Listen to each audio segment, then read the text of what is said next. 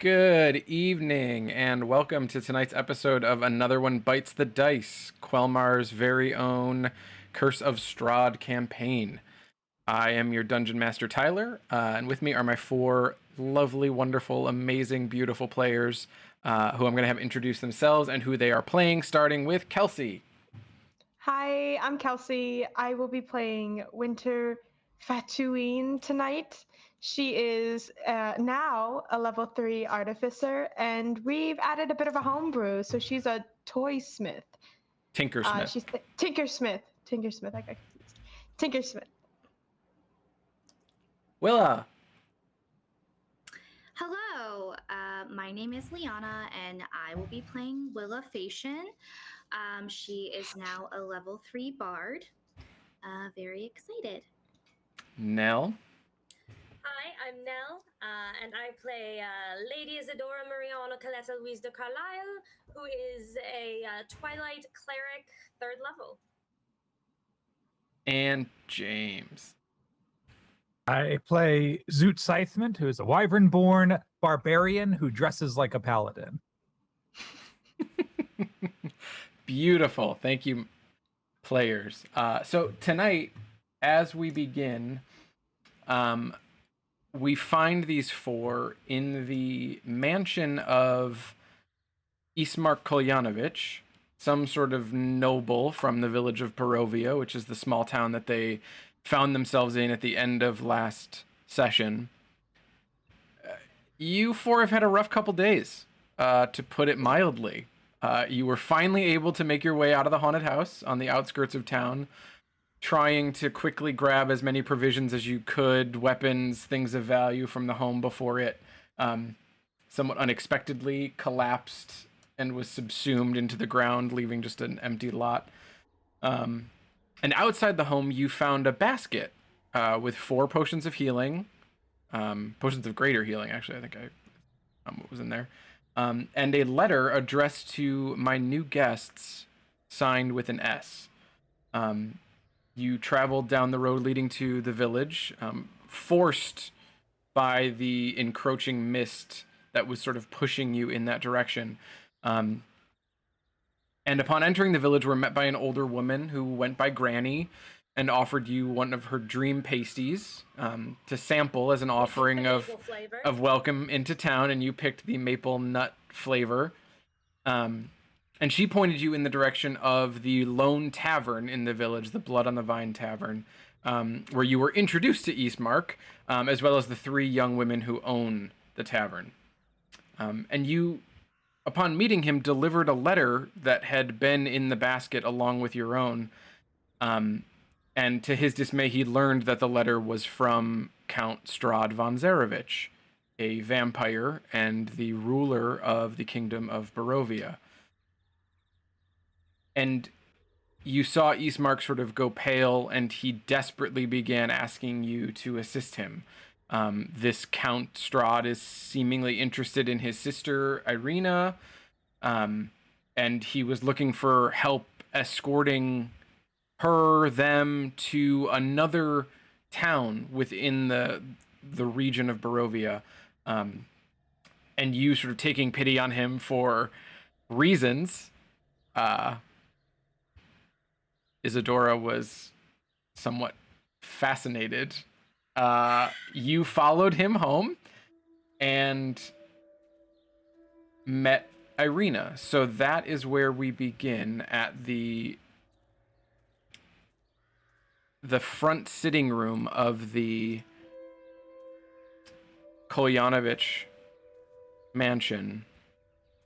I just want to say, before we get into the scene, that I am so glad, having never read the module, that we know Strahd is a vampire, because this whole time I was thinking, oh, we're going to hear about this big Count Strahd, and it's going to be like, he's a vampire, reveal! And I was like, I'm no one's surprised, so I'm really glad it's just out there. It's on right the up front. cover We of all the know book. He's a vampire. Oh, yeah. Good. Yep. Good. He's a vampire, and he's the worst, according to at least these two. So, so you sort of find yourselves in the sitting room with Ireena and Ismark,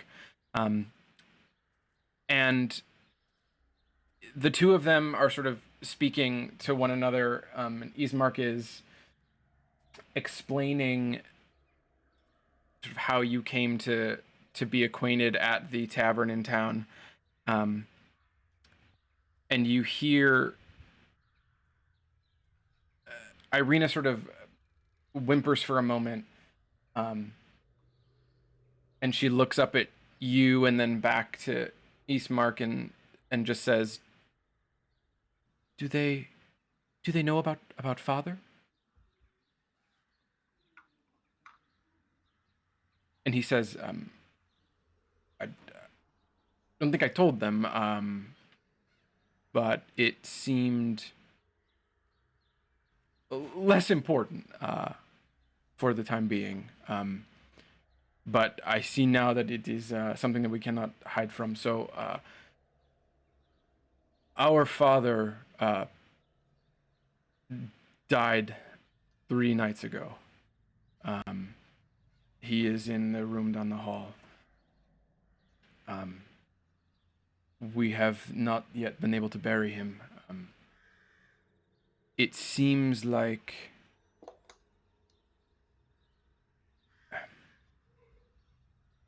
the Count is waiting for us to make a move, and so we have been cautiously waiting. And Ireena sort of pipes up and says, "Well, you're not telling them the whole story. You see, the Count has attacked us multiple times. He has, and she sort of like can't get the words out and starts to break down a little bit. And Ismark says, you see him put his hand on her leg, and he says, he has beaten her twice. And she just sort of like lowers the scarf that's around her neck, and you see the sort of puncture on her neck.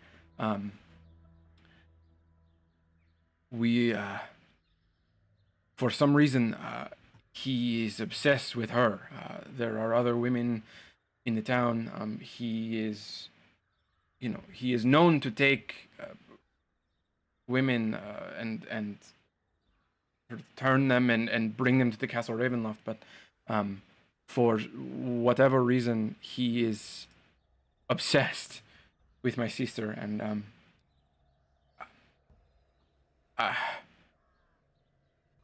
I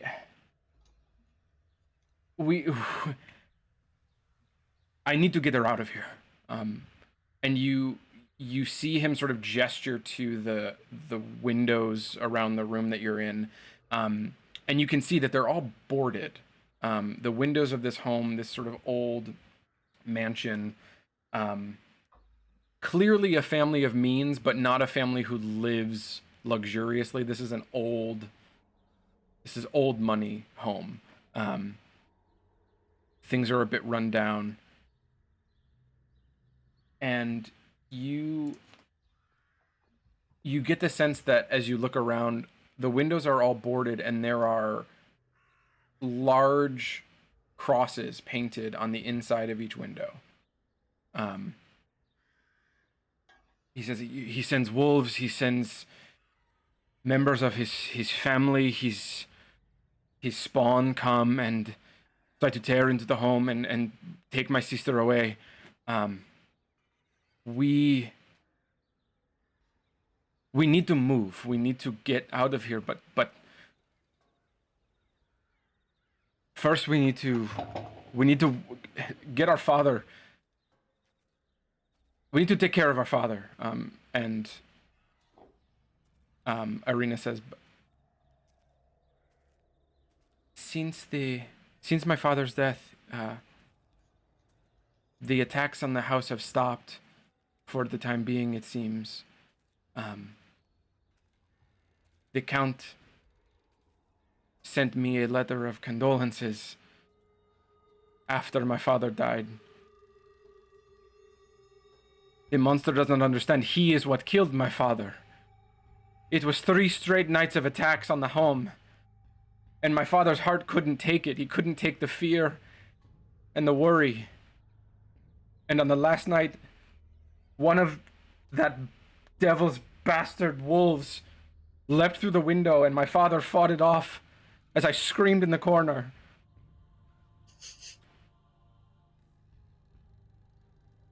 But when I opened my eyes, he was dead.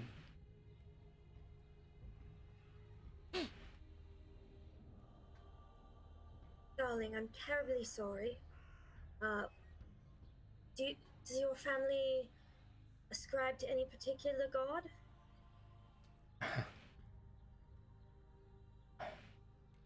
We have long since given up on seeing religion as anything more than a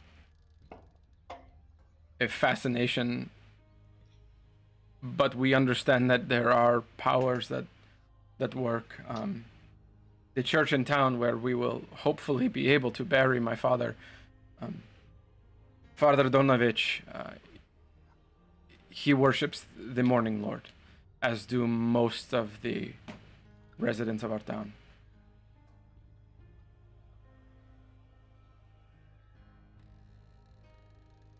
I'd be happy to say some prayers. And of course, whatever else you may need to return him to where he would like to lay. Ismark sort of looks over to you and just like has this like look of overwhelming kindness and care, and he just says,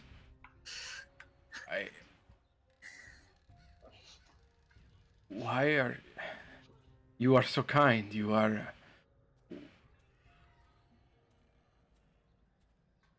to whom do you pray? I cannot speak for my friend, my maids and bodyguard. I personally pray to Karelin, god of moonlight, of beauty. And he just sort of like smiles and smirks and put his head down and he goes, yes, I can see that. Isadora remains very composed.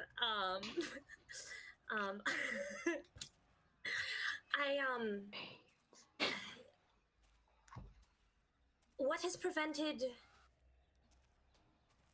prevented you from traveling there? Is it the attacks at night? Do they come during the day as well? And Ismark sort of says, well, they do not. The sunlight in Barovia is different. We know the stories, we've heard the tales, we know there are certain things that vampires like Strahd cannot do. One is walk through daylight, and yet he moves through the realm. He and his spawn move through the realm as if the daylight is not sun. It does not harm them. And thus, no matter what time of day we travel, they can attack us. Which is why when I saw you, and he looks at Zoot, and he says, when I saw it seemed like you would be the perfect people to assist us and help keep us safe on the way to Vallaki. I whisper to Willa, he thinks a rich lady and her maids can get them to Vallaki? Am I the only one here who... No. He thinks Zoot can get his sister to Vallaki. We're just along for the ride. So, I'm so She calls me a maid one more time, Willa. Oh, just deal. You're all on the Just, same couch, just like... I know, but I'm whispering this to my sister. Do you mind, Tyler? I'm having a conversation with my sister. Yes.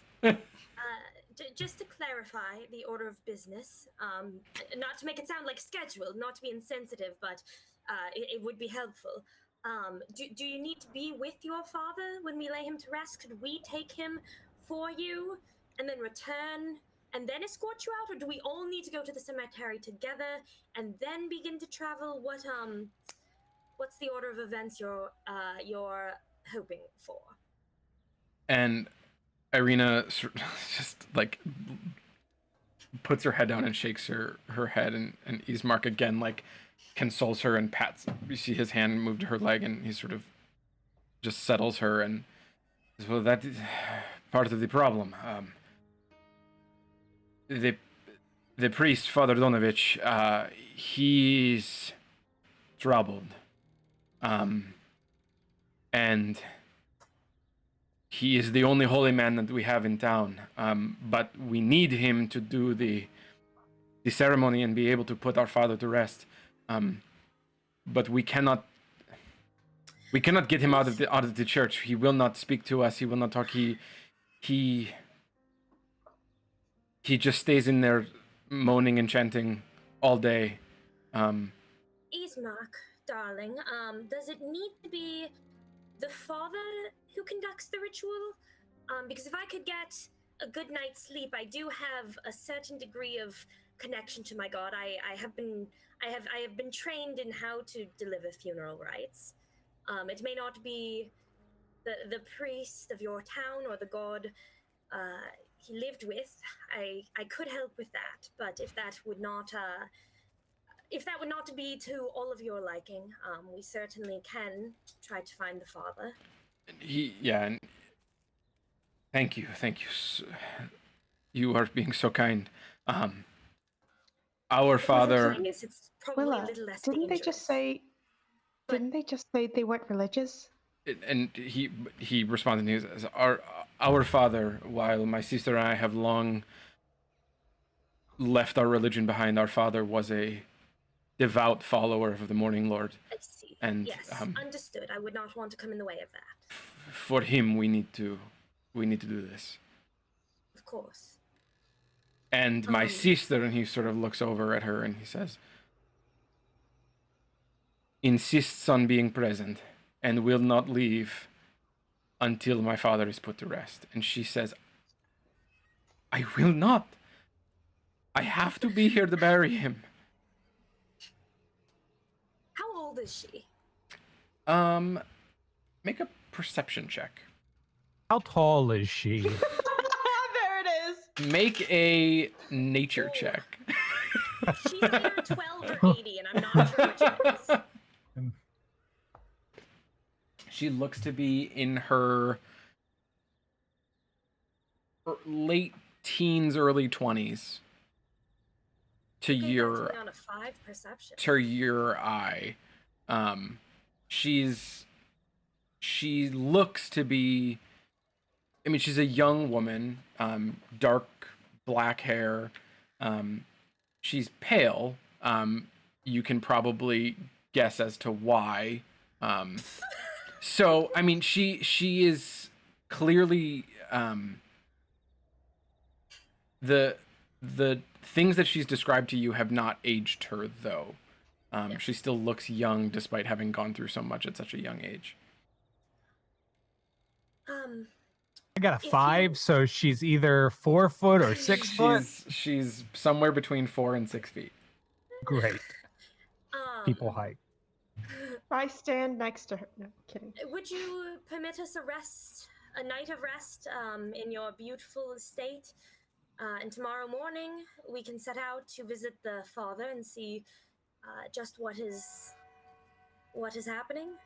And you sort of like, Ismark looks up and is like taken aback, and he goes, "Of course, we have rooms all on this floor and upstairs, and you can stay, and the room down the hall, obviously my father is in there, and we'd appreciate if you, but any of the 3 rooms upstairs, please feel free, make yourselves at home. Did you get food, drink at the tavern, or do you need something to eat?"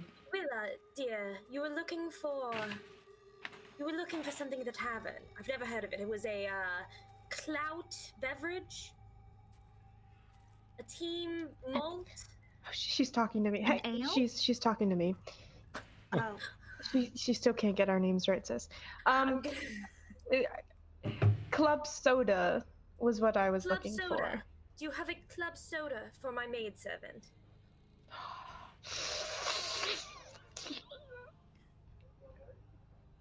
And at this moment, as he's about to sort of respond to dinner, you actually, the 4 of you roll a perception check for me.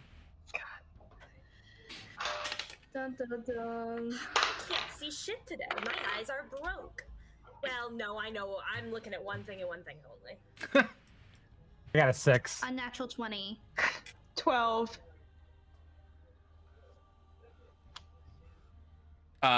Willa, you hear a scratching at the front door. And Ismark hears it too. Ireena doesn't seem to be, and he just sort of jolts. You all see him sort of jolt, and he shh.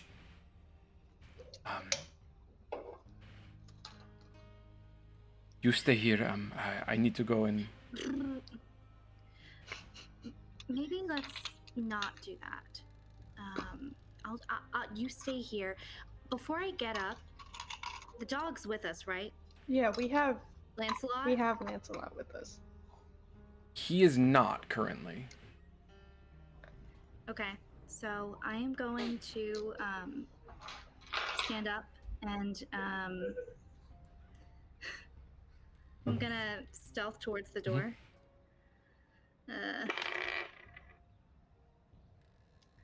It's a 17. Okay. Um, So you make your way sort of out, and this room is right off the main hall, so you can sort of exit this room, and you're right next to the front door where you heard the scratching. is there like a peephole? Like There aren't, but there are two sort of windows to the side of the door. And while they are boarded, it's not. This isn't like perfect plywood to the shape of the so I window. can There peer are through, there like, are can I try gaps peering and through things. a gap? Mhm. Yeah. Yeah, give me a perception So check. I'm gonna peer through one of Yeah. the gaps. Okay.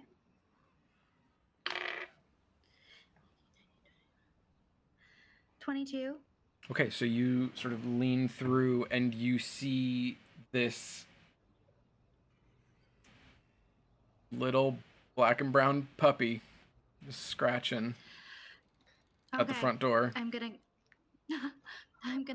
go to the door, and I'm gonna open it and And you sort of Yeah, like try and leave it. Eastmark's like, whoa, wait, please do not open the door. it's my dog.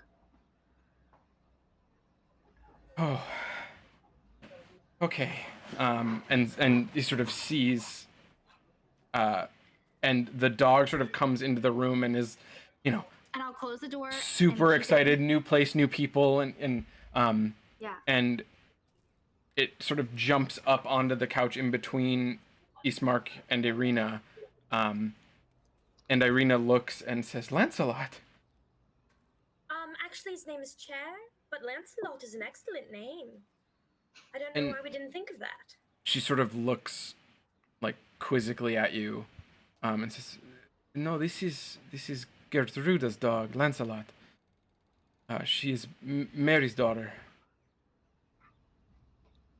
I see. Mary is a woman who lives on the outskirts of the village. This is her daughter Gertruda had a dog, Lancelot.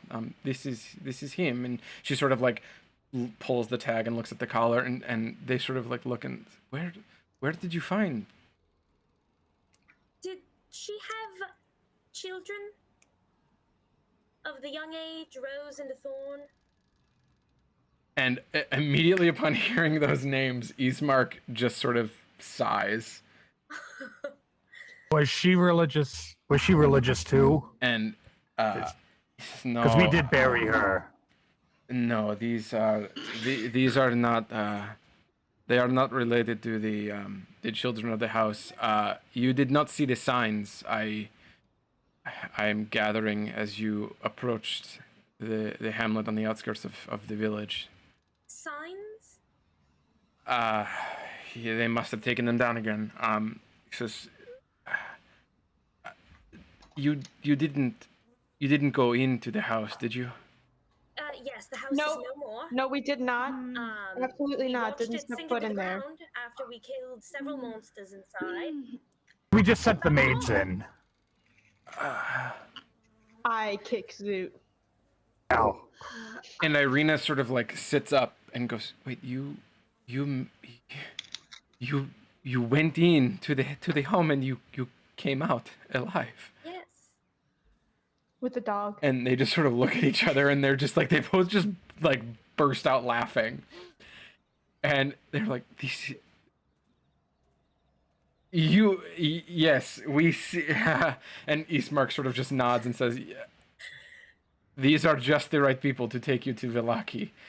The home, we know what happens at that home, and myself and other members of the village of Barovia, we go every Why so don't you often tell and us your side of the story? I'm very curious. well, we put signs out that say do not speak to the children. And I'm so sorry, that's not funny. but But it's very funny. we are aware of the specters and the magic that happens at that home, and we have heard from other visitors and guests of the village aside from yourself. I should make this clear. We didn't kill any of the ghosts. We actually tried. We couldn't. So maybe we just got lucky. You did not kill but how did you escape the home? We killed some of them. I swung this halberd through those ghosts a dozen times. It did nothing. A suit of armor. I assume there was a ghost inside. We There's did. nothing else inside. We killed a flesh mound. It's kind of a ghost, but with a body. Flesh and bone. Well, something's moving in there. Yes, a child. You killed a baby. We don't need to talk about that. I'm excellent with children. Ismar kind of like looks at his sister and then looks back at you. For like 10 minutes, you cast the same spell on a baby, trying to murder it inside of a I'm mouth. just gonna raise my on hand Winter's politely foot. from the hallway. Do you have anything to drink? Oh, yes. And Ismark sort of says, he's like, excuse me, I will go and bring things for you. And he wanders. My friend, my maid. He wanders to the back, out the door and down the hallway, and you see sort of there's a swinging door at the end of the hallway that leads to what you assume is like the kitchen area. I'm gonna watch him like from the hallway, like go in there. The instant he moves away, I'm going to lean forward to Ireena and say, darling, I'm so sorry for your loss. I'm sure this is an inappropriate question, but I must ask, is your brother engaged to be married?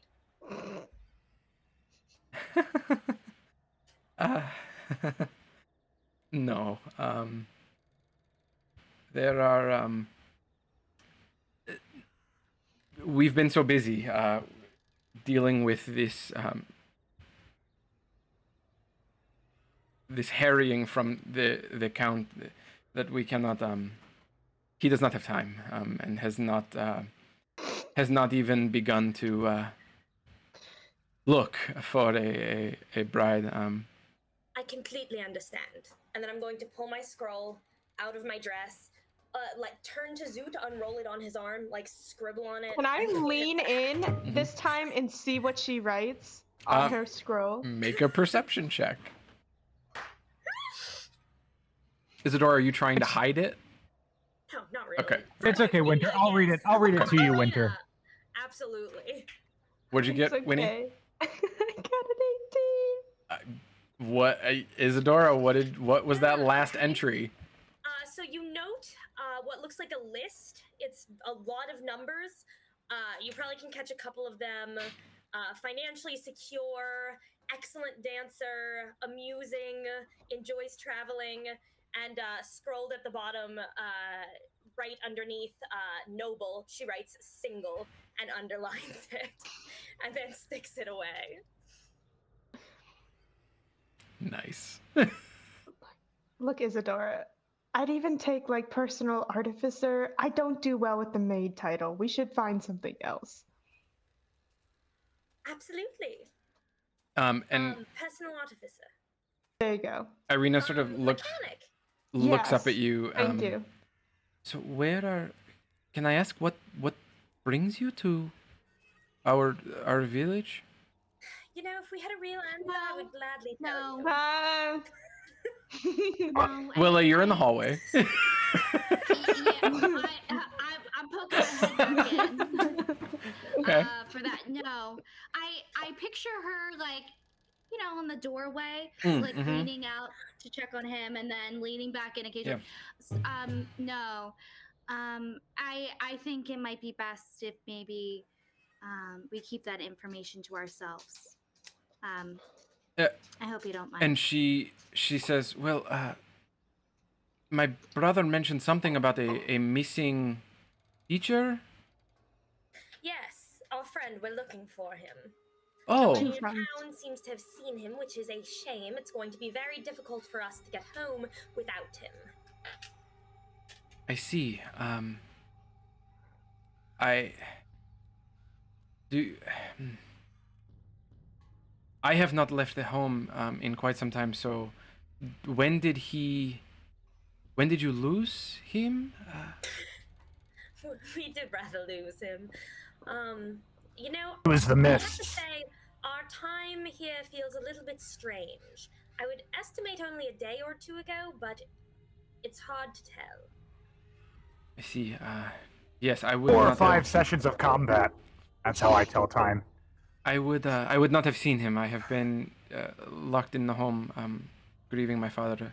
But Ismark, did he mention that he would be able to help? I assume that if your teacher is in the kingdom but not here, he's probably in Kreshk or Valaki. Those are the only two other Yes, towns. that is our hope as well, that we may accompany you there and possibly find our friend as a bonus. Okay, I see. And then we'll be leaving Barovia and heading back to Quelmar, all 4 of us. Well, Barovia is in Quelmar. Oh, I thought we were in hell. No, there is a devil here, but this is not hell. This is unfortunately our reality. Huh. Do you have anything you'd like to do, Ireena? Like hobbies or reading? And she sort of like pulls into the arm of the couch next to her, and she pulls out an embroidery circle ring. I don't know what they're A called. wooden ring, yeah. And she sort of like holds it out to you, and she says, I this is my pleasure when I'm not reading, and well, up until 3 days ago, I kept the records for my father. He was the burgomaster of Barovia, so there is paperwork and things to do in his official capacities. But I do not see myself needing to do that anymore. Ismark will assume those duties, and he would never let me work for him. So, Would you want to continue doing that? no,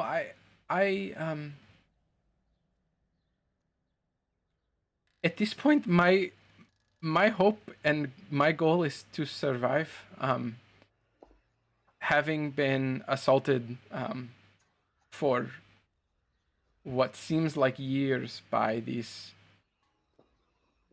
devilish fiend, I do not have many dreams beyond that at the moment.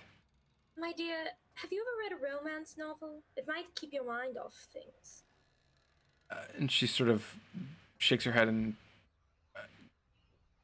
no, I've read novels, but nothing. I'm going to pull a small, book from my bag with a very trashy cover of an elf in like a flowing low-cut gown, like riding on top of a deer, and just press it into her hands and say, "This will provide you with the best distraction of your entire life."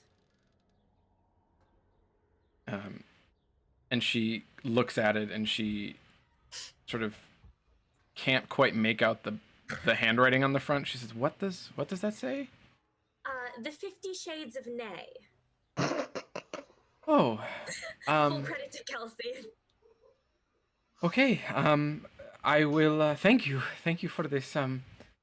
I look forward to getting to this at some time. And she sort of just tucks it into the arm with her embroidery ring, and it's just How pretty? How well was the craftsmanship of the embroidery? It's a hobby. And you can make a perception check for me, actually, Winnie, because you'll be able to, depending. It's a 16. Okay. She's definitely not an amateur. She's better than that, and you can sort of you're seeing now as you like are putting it together. You notice that all over the clothes that she's wearing, she's got little embellishments that are clearly things that she's done. It's the same sort of style as what the embroidery in the ring was. And it was just a simple sort of landscape scene that she was working on. But definitely quality work. Yeah. You're very good. You should keep doing it. You can get really good at it. Not that you're not already really good, but you're really good. Thank you. It is something to occupy my mind when it seems like my mind will not stop spinning. So, and Ismark at this moment sort of comes back in and he says, "Okay, this is what we have," and he sort of sets down a tray of just brown bottles, and then he sort of lands a single clear bottle with a white liquid in it, and he says, "We are unfortunately we have Wizard of the Wines, and that is all we have is wine. So if you would drink wine, well, I would say it's the best wine in the valley, but it's the only wine in the valley, so it is the best wine in the valley." I put 2 bottles of the brown stuff in my bag. Oh, yes, it is very good, and it will keep. Those were particularly good vintages. Is there any water here or no?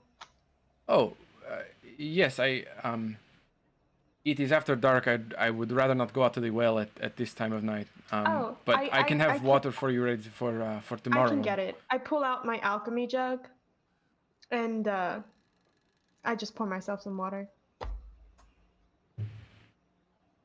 Okay. I'm taking a bottle of wine.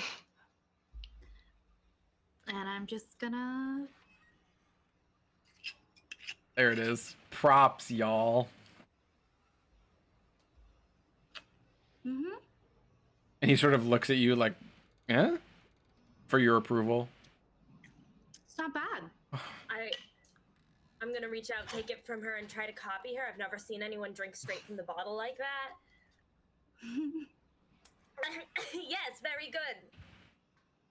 And he just sort of grabs it from you, and he takes a swig of it as well, and he says, "Yeah, there are no time for pleasantries at this moment, so from the bottle is fine." I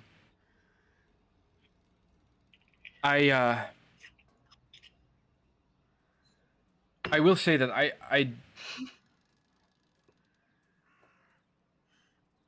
I do not know if we will be able to find your friend, your teacher, in Vallaki, but I have friends there, and I have associates in Kreshk, which is a very small village on the complete other side of the mountains, and toward the other end of the realm. But do you have a map?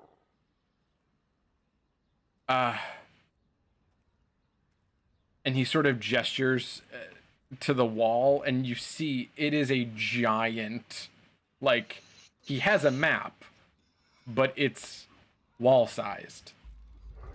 Yes. Where are we? Where's Barovia? So we are in the you would say the southeast, southeastern edge of the land, surrounded by the Svalich woods. So we are I see you, bees. Give me a second. And there's that Castle Raven loft thing. I recognize those words. Castle Raven. Actually, I don't know what a loft is, but I recognize Castle Raven. That is where the king lives. Well, he is not a king, but yes, the count and his horde live in the castle at the top of the mountain above Barovia. So we are in the valley, and then this road. If you take the old Svalix road, which is at the road that you came into town on, that is the single road that leads throughout the valley up the mountain, and then So splits. there's only one road? Main road, yes. That road it links the three main towns, as well as the castle. Okay, and in what direction is Valarki? So Valaki, and he sort of points up to like the center of the map. Okay, and I see. says- That says Valaki. Yes. So Valaki is And it's Wallaki with a W. to the it's pronounced Valaki, and he sort of emphasizes the hard V. He says, but it may not translate exactly into the way that you speak. And he says, and then Kreshk is all the way to the northwest. And he sort of leans over and points up to the top left corner of the map. Okay, I have a lot more questions. Next question. Hangman Noose. Just down the road from where we are. What is that? Is that where people go to die? No, that is we will not need to travel there. That is an old gallows that has been abandoned for seemingly centuries. We will not go there, so you do not need to worry about that. I don't think he was worried. I rather think he was excited. Well, if you are interested in seeing old decrepit skeletons, then that is your place.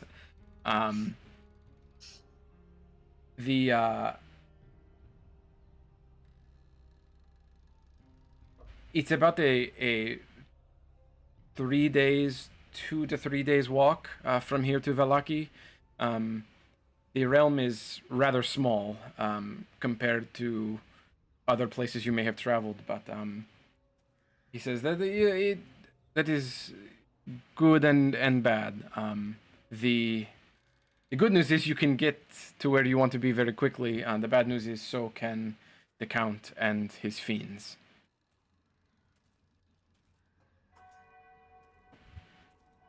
Well, tonight we rest. Tomorrow we visit this father to get your father taken care of. And then we get you to the city. Yes, that sounds very good. I will show you forth to your rooms. Ireena with you, and she sort of nods, and you see her just get up and sort of walk away towards the room where her father is. And she goes in and she closes the door. So do you want to do anything before you go to sleep? So there are 2 rooms upstairs, each with 1 bed that he's sort of offering to you for. And he says, these are the 2 that we have for visitors. However you want to. I will take one, and the 3 of them will share the other, of course. And he just, and he sort of takes you by the hand and says, "Okay, then this is." Actually, I'm so sorry. I should not.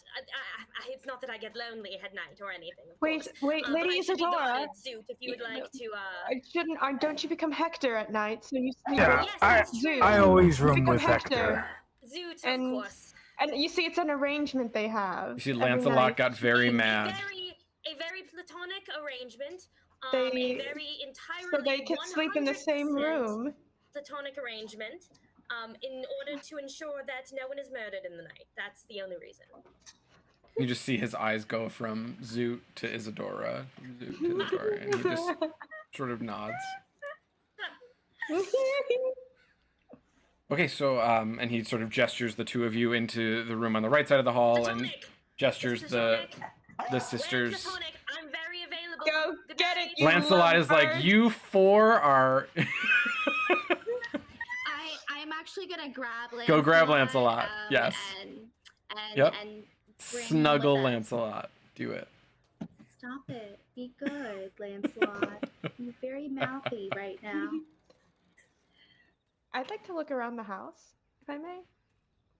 Are sneaking you? out. Are you? We're all going to bed Are and you you're sneaking out. Are you sneakily doing this, or are you just gonna sort of No. openly wander? They asked if like we wanted to do anything, Mhm. right? Yeah. I mean, I'd like to look at the house. Okay. It's safe in the house. It's fine, right? It is. I mean, She'll find out. there. Why So don't you come with me, Willa?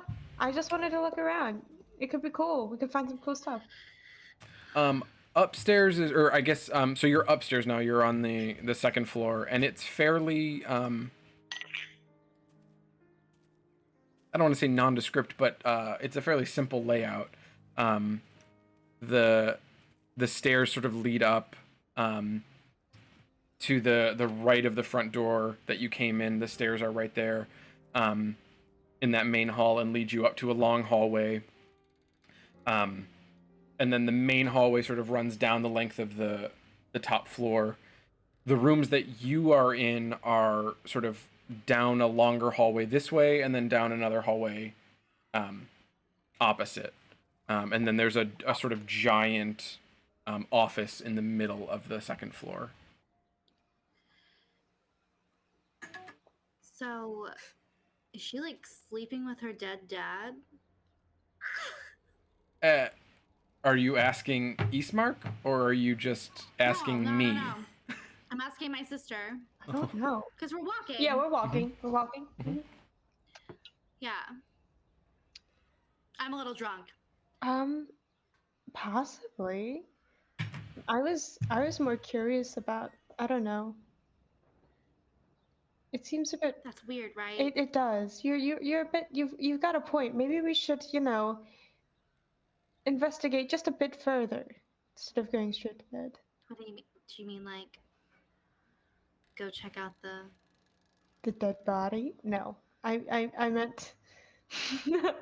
I meant maybe like look in the office, see if there's anything.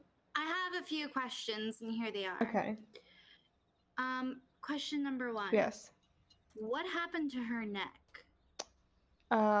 Isn't it obvious? She fell on 2 toothpicks that were, standing Huh. vertically upward. So punctured the neck and blood. Who does that? Who Weird does that? people. That's why we need to investigate. Okay, second question. Yes. Why didn't they just bury their dad in the backyard? Because, see, religious people have this strong tether to this idea that they need to be buried on holy ground and that they need to be like blessed by a priest in order to have a good afterlife or whatever comes after. Yeah, but death. don't they know that nothing's happening after? Yeah, I do. We do. They don't. Yeah. So, and it means, Got it, it means a lot to them. So it's one of those things where, respect the wishes of the dead. Well, he's dead. He doesn't really have any wishes. No, I mean, that's the obvious thing, but you tried telling that. yeah. I mean, we'd be I know. I get it. So my last question is, do we trust these people? No, I don't. Lady Yeah, me Isadore either. is too infatuated to even see past. I don't even know if she can see it. That guy is real suspicious. Yeah, she's too busy looking But at other good parts wine, of him. though. Yeah. All right, cut to Zoot asking the same exact question in our in room. the dark trying to sleep sleep. Isadora has given him his bedtime snacks, made a wall of pillows between their bodies, like when you're in the hotel room, and is trying to sleep. And he just has his head poked up over the wall of pillows. Yep. Yeah, Tracks make yeah. sense. So, I'll say that Zoot's having trouble sleeping tonight. I think Zoot's probably got his holy symbol of the Watchers that he was given at Cerneos. And I here so this is new. So now that I'm level 3 and I'm actually Oath of the Watchers, I got to actually pull up all the Watcher information and add it to my sheet. So I think I'm having trouble sleeping because I'm looking at the back of the holy symbol, and it's got these 3 tenets of the Watchers written on it: vigilance, loyalty, and discipline. So it says VLAD, vigilance, loyalty, and discipline. And it's the vigilance that's keeping me up. And so when I poke my head up over, I'm gonna say, I don't know what they taught you. Are you awake? Yes, Zoot. I'm gonna roll over, face him. I don't know what they taught you in your healing lessons, but the one thing that Professor Caston taught me is that threats from other worlds are cunning and powerful and subversive. And I feel like this could be a trap. Are you sure you trust this guy? What an excellent question. Honestly, no. But I also don't distrust him yet. And So you're staying vigilant. Yes. That's good. Vlad. Vlad, what does that say, dear? Vigilance, loyalty, and discipline. Vlad. All right. Is that your new catchphrase? No, Don't be mad, get glad. After everything that happened at the house, I realized that I'm falling back a lot on what I did my whole life, and I'm not using any of this new information that they've been trying to drill into my head. So I think maybe for once, I just need to take things a little slower and smarter. And this school was teaching me about these threats from other planes. And if I am to make good on the life debt I owe, I need to actually watch. I need to be a watcher like I promised him. That is the wisest thing you've ever said. And I'm very happy for you.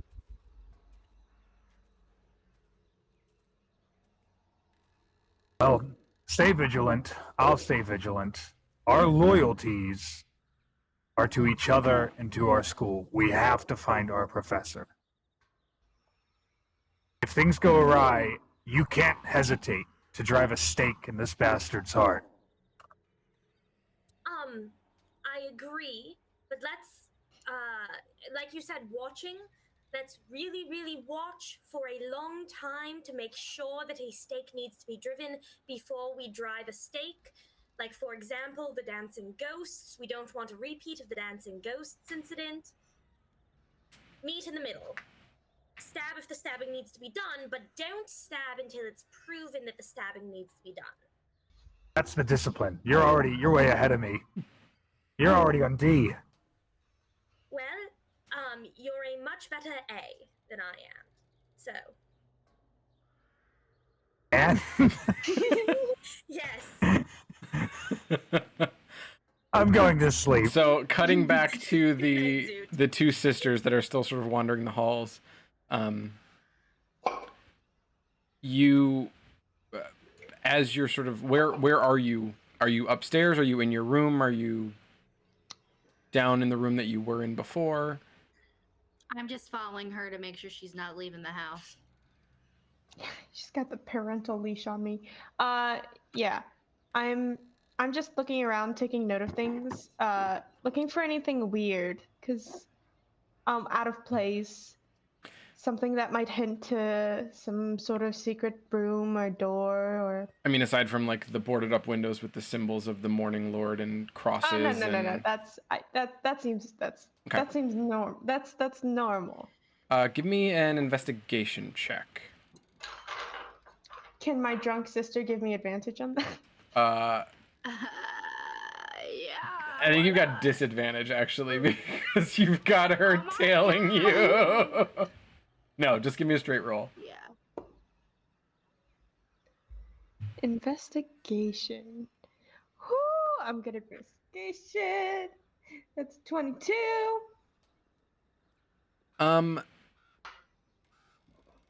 There's not really anything like you've sort of you're wandering through the downstairs of the house. You head into the kitchen.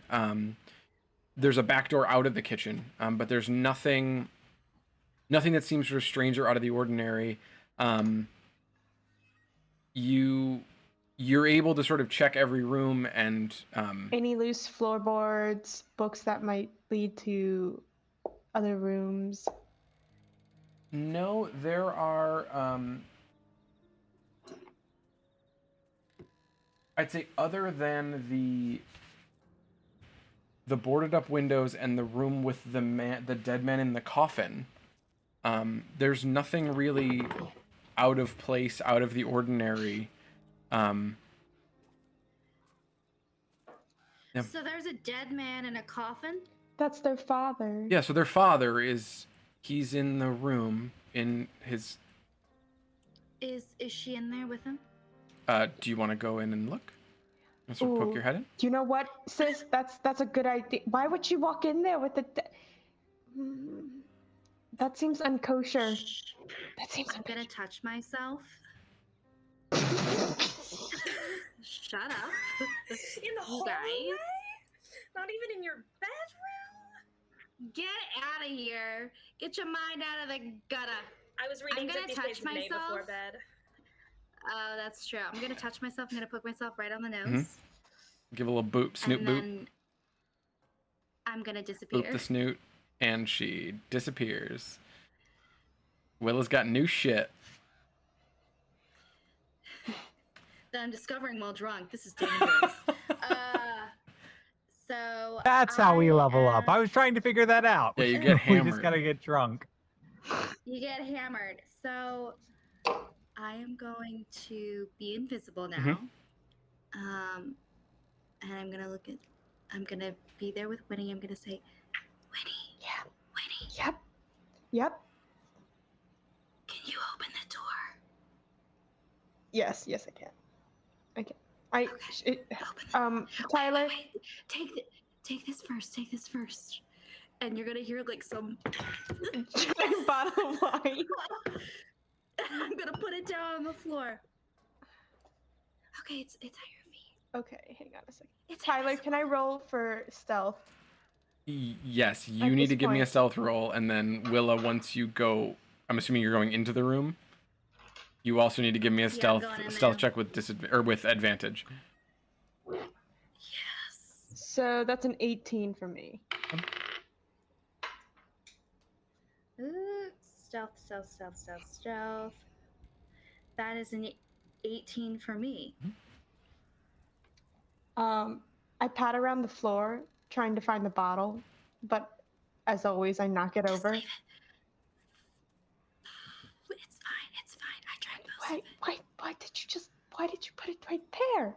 Because I didn't want to be noisy. It's fine. Let's go inside the room. So once Let's go look at the dead guy. Oh my gosh. Okay. the God. bottle tips over and hits the ground, and Ireena just sort of Where's looks the dog? up over her shoulder, and sees that the door opened. Obviously doesn't see you, Willa, and she sort of Distract her.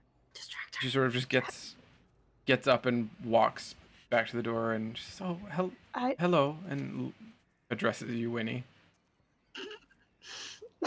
Are you I'm sorry. I know I left fairly abruptly. I thought you were going to sleep. Yeah, I was actually, but I was having a hard time falling asleep.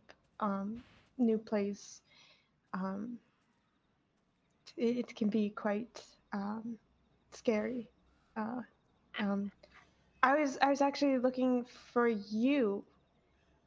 Um, because I don't know. I wanted to maybe, you know how you said your embroidering could like kind of get you to sort of calm down and forget about what was happening around you. Ah, yes, it quiets my mind. Yeah. I was wondering if you could show me how to do this, and I'll show her my hands, which are pretty like clunky and stuff because I'm more mechanically inclined, and there's like blisters and stuff. My I'm not good at the finer sort of details of that, but I'd like to maybe learn. Oh, yes, absolutely. I um I hope you don't mind. Uh, one moment, and she sort of like goes past you into the sitting room that you were in before, and you sort of see her make the turn. I am going into that room. Okay. With the dead guy Okay. in it. Yep. So you sort of slink in through the door, Yep. and it's a sort of stone-walled room, just like the rest of the house. There's nothing really different about it. It was clearly like a den or some other type of sitting room that they've just sort of pushed all the furniture to the sides of. There's only one window. It similarly is boarded, and then it has just symbols of the Morning Lord drawn and painted and scratched on the inside of it. Okay. And it's just there is a wooden box sort of lying at the end of the room below that Is window. it closed? It's open currently. You see the lid is sort of Awesome. flipped up and propped behind it. Okay, I'm gonna head on over to that. Mhm. And I'm gonna peer in. I wanna take a look at this guy's wounds. I wanna see if I can figure out how he died. Make a medicine check. Oh. 16? Okay. So you sort of peer in, and it's an older man. Even if you didn't know that they were related, you would be able to tell that he is somehow related to Ismark. They look pretty similar. They share a lot of the same features. He's just significantly older and sort of puffier, but the eyes are the same, and he doesn't show any sort of visible trauma, but he is wearing this sort of he's like black robes, and there's like an amulet around his neck, and it's just sitting on the center of his chest, and his hands are folded. But there's nothing on his face or his neck or anything Okay, that yeah, would yeah, that's what I was asking. nothing that would sort of signify trauma in any way. Okay. Interesting. Okay. Is there anything else in the room that looks out of the ordinary? Make an investigation check. Let's see, because you haven't been in here yet, so. That's an 11. Okay. Candles. There's nothing. This is clearly just a room that they have sort of battlefield commissioned to be the viewing room. So there are some Got it. candles. There are a lot of what were probably fresh flowers a couple days ago. Probably you would deduce to deal with the smell. Sort of tucked in every corner and open spot along the wall in front of the wooden box. But nothing strange or out of the ordinary. Okay. I am going to slide back out of the room then. And kind of She's the daughter is nowhere to be seen right Not now. yet. So she just sort of went into the sitting room. You don't know when she's coming back. Okay, so I am going to appear behind my sister. I'm gonna like walk behind her. Don't freak out Jesus, over me. Jesus. I hate it when Sorry, you. shut up. Sorry. Okay, so I can't figure out how this guy died. Did you look for He looks fine. He's like fine. He looks like he's sleeping. I mean, like kind of. He's a little like 3 days dead, but Are you sure you're just not He drunk? shut up. I may be drunk, but I can figure out why someone died. He looks fine. It must have been something on the inside. Did you try like a Arcana check to see if there was any residue magic left over? What? Get out of here. I don't know what that means. Oh my gosh. Okay. But he seems fine. So I think he died. Normally. Like a heart attack? Like I don't know. I guess. Is that a thing? yeah. Can your heart get attacked? Did you I not don't pay know. attention in class? No, To anatomy and I was physiology? sleeping. That was important stuff. You're hilarious. Okay. I think we can go and leave her to do her thing. Whatever that But is. I can't just leave. She's about to show me how to. And Do- just do- as you say this, Winnie, Ireena sort of turns the corner and is sort of I kind of startled. shove backwards. I shove backwards my sister.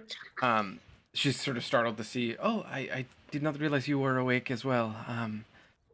I was going in to get my embroidery to show your sister. She had said she was struggling with sleeping, and I will be up for well, it is difficult for me to sleep as well, so I will be up this evening.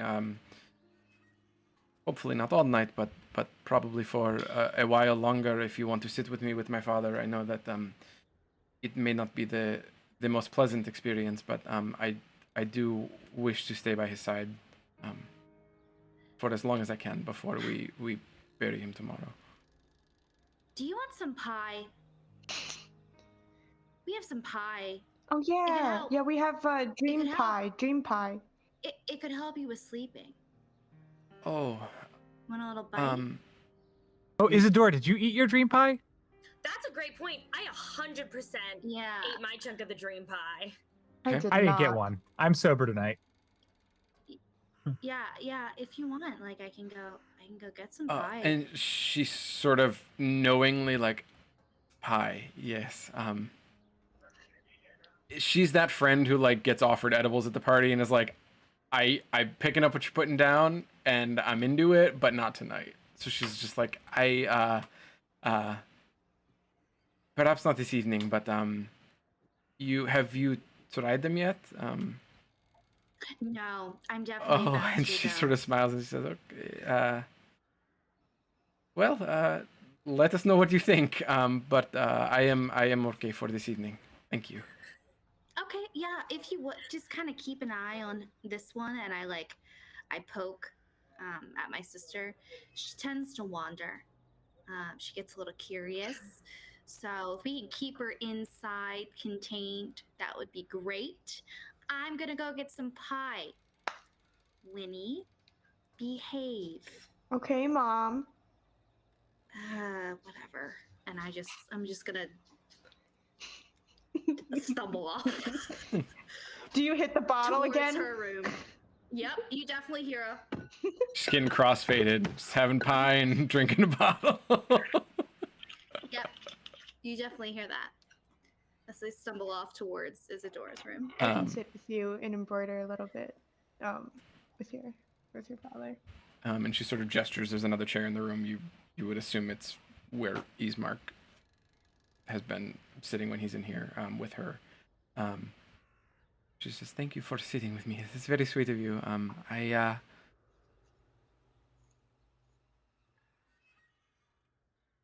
I am struggling with figuring out what we're going to do now that he is gone. I fear that Ismark has spent so much time trying to protect me from this devil. He has been lax in learning from my father about the basics of running the village, which he's now going to have to do. So I worry for him, but it will be good for him to have something to focus on other than swordplay and my safety. So How old are you, Ireena? If that's not rude of me to ask. No, I've been alive for 23 years. And how tall is she? She's fucking older than I am. Do you ask that, Do I Winnie? need to know how old these No, I mean, I assume I'd know because I'm standing right next to her. Yeah, she's taller than you, Winnie. She's very tall, slender, and long dark hair. Give me a perception check. Lovely. While you're sort of in close quarters with her. It's a 16. Okay. You notice that she's sort of like, just like idly, she's not embroidering. She sort of has given you the ring and is letting you sort of, she did a few to show you and then has sort of let you, and she's just sort of sitting there looking at the. Now, how many times do I wrap it around my finger for the French knot? Knot. I always struggle with the French knot because I never know how many times to turn it around the finger before pulling it through. Give me a history check.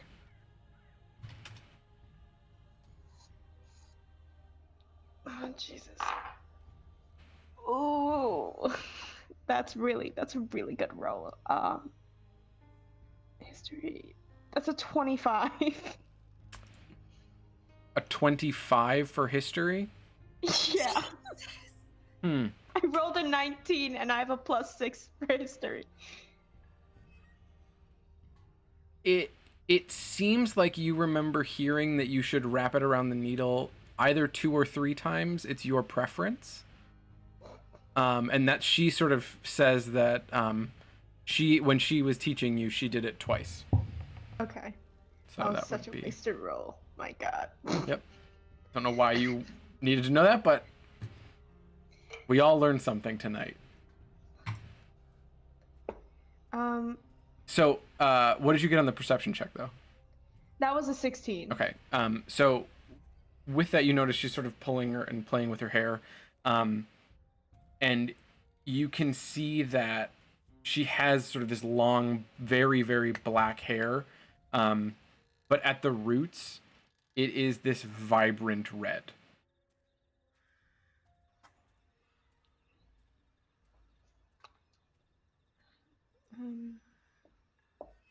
So, tell me, Irene, about your childhood, if you would. Was it a happy one? Yes. Well, I do not know much about my my family. I know that I was born elsewhere in Barovia, and I lost my family at a very young age, and my father, he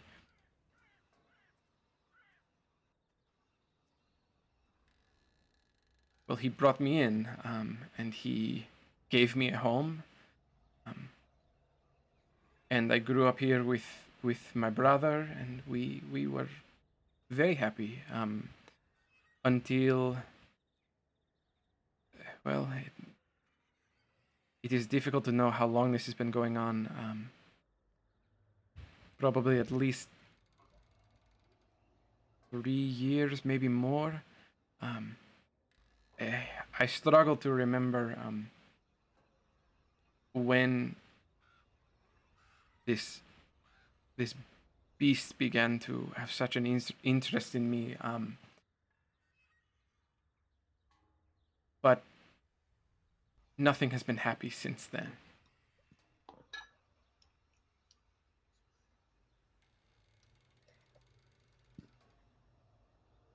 Well, not all hope is lost, right? You have your brother. The whole town is behind you. I'm sure if your father was as great as they say, the townspeople probably loved him too. Well, yes, my father was very beloved. The people of this town do not, well, they see me as problematic is the maybe the best word. I think many of them are looking forward to the day where I am no longer here. They see me as a reason why the devil is so interested in our village, and well, and she sort of like pulls her hair. She goes, "They are the reason I changed my hair." What do you mean? Oh well, red hair in Barovia is well, when I was I growing think it's when I was I think growing it's up there, beautiful. it was. Oh, thank you. It is unlucky. It is a symbol of bad luck if you are born with hair like mine, and so I've been. You know where I come from? I was one time I was reading a book on this weird topic of genes, I think it was. And in fact, red hair is a rarity that is coveted in some circles and societies because of how hard it is to be born with such a gift.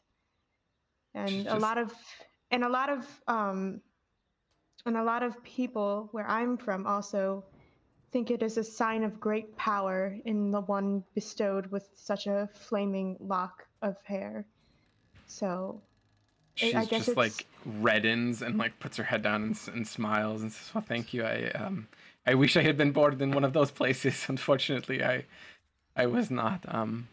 Here it is best if I do this and what's keeping you here. in Barovia. Hmm. Well, Besides, I guess your father, well, your brother now, right? well, you do know about the mists, yes? Yeah, I may have stuck my hand in it once or twice, Oh, unfortunately. and she just kind of laughs and she goes, the four of you are a interesting bunch, and powerful apparently, because many people who stick their hands into the mist do not come back. So, you must have some very powerful talents and abilities. But yes, no one can leave Barovia. Well, certain individuals can, but Who? um, she sort of thinks for a second. And she says, the were the owners of the tavern with you when you met my brother there? The three young women. They often sit there. Uh, yeah, they were. And she sort of nods. She says, "Well, they are their people are able, many of them, to traverse in and out of the mists, Unharmed? unharmed. Yes, they they seem to be imbued with some sort of magic that is not available to most other Barovians, whether or not it is their god or a certain connection they have with a deity that is elsewhere. I do not know, but they are Vistani. Um,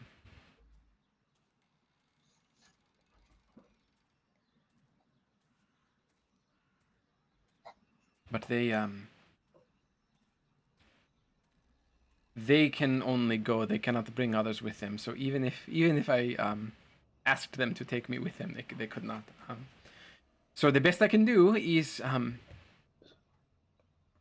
is remain here and get as far away from this devil as possible, into a place of safety. And I fear that my home here in the village is not that place anymore. I feel as if it is too close. And with the current situation, with the one holy man that we have in this village being of a different mind, it seems, in the most recent years, the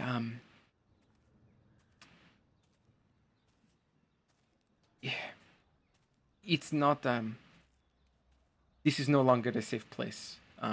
The devil can move here unabated.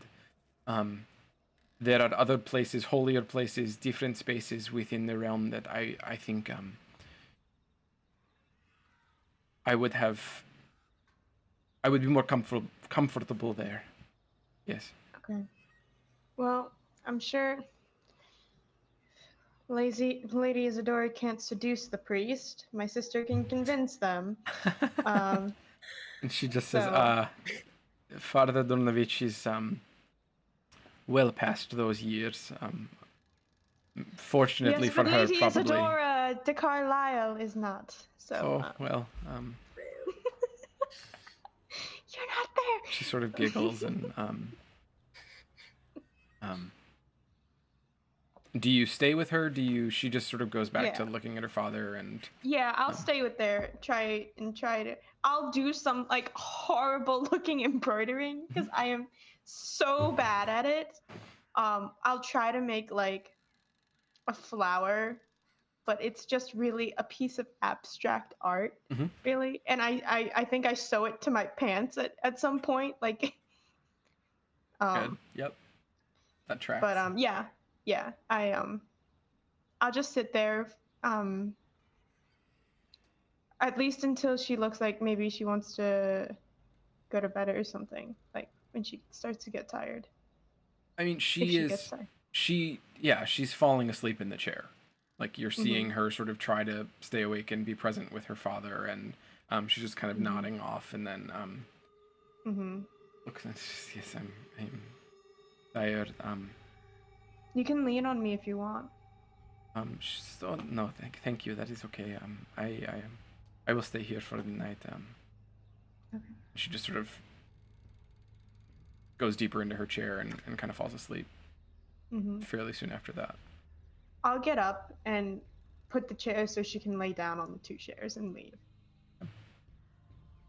So you head upstairs. So the other three of you are in bed. Yes. Sleeping? Okay, who had... Hopefully having some really Willa, good you're dreams. not? I'm gonna get some of that dream You had pie some before pie. I head So to who had sleep. pie? Yeah, Willa had pie, I had pie. and Isadora had pie. I had pie. Okay. We did have pie. Okay, so as the four of you drift off to sleep, Zoot, you are once again visited by a dark, shrouded figure, a large black cowl. And similarly to the last time you experienced this, as this figure sort of looms larger, a burst of wings from its back, and the figure reaches its hand out to you. And as you lift your hand to meet it, and it touches, you see a flash, and you're immediately submerged in a dark pool of water. Just pillows of red blood floating in front of your vision. And as your sight is about to be completely consumed with red, you feel a strength surge through your bones that you haven't felt in decades. And a sharp pain jabs into your back, in between your shoulder blades. And you feel your body surge straight out of the water and up into the sky. That's a nice dream. Winnie, you... I do not eat the pie. Neither does Zoot. You see the inside of Emmerich Greyfeet's workshop. Mm-hmm. The first place that you ran once you heard that they were missing. Yep. And your mentor is sort of bent over the forge at the center of the room, and he gestures for you to come and watch him work. And as you stare into the flames in the forge, you see this massive ball of metal being sort of twisted and contorted and molded into multiple different shapes, familiar shapes, sigils. And all of a sudden, a flaming ball of this metal leaps out of the fire at you, instantly cools and lands in your outstretched hands, and you see this perfectly constructed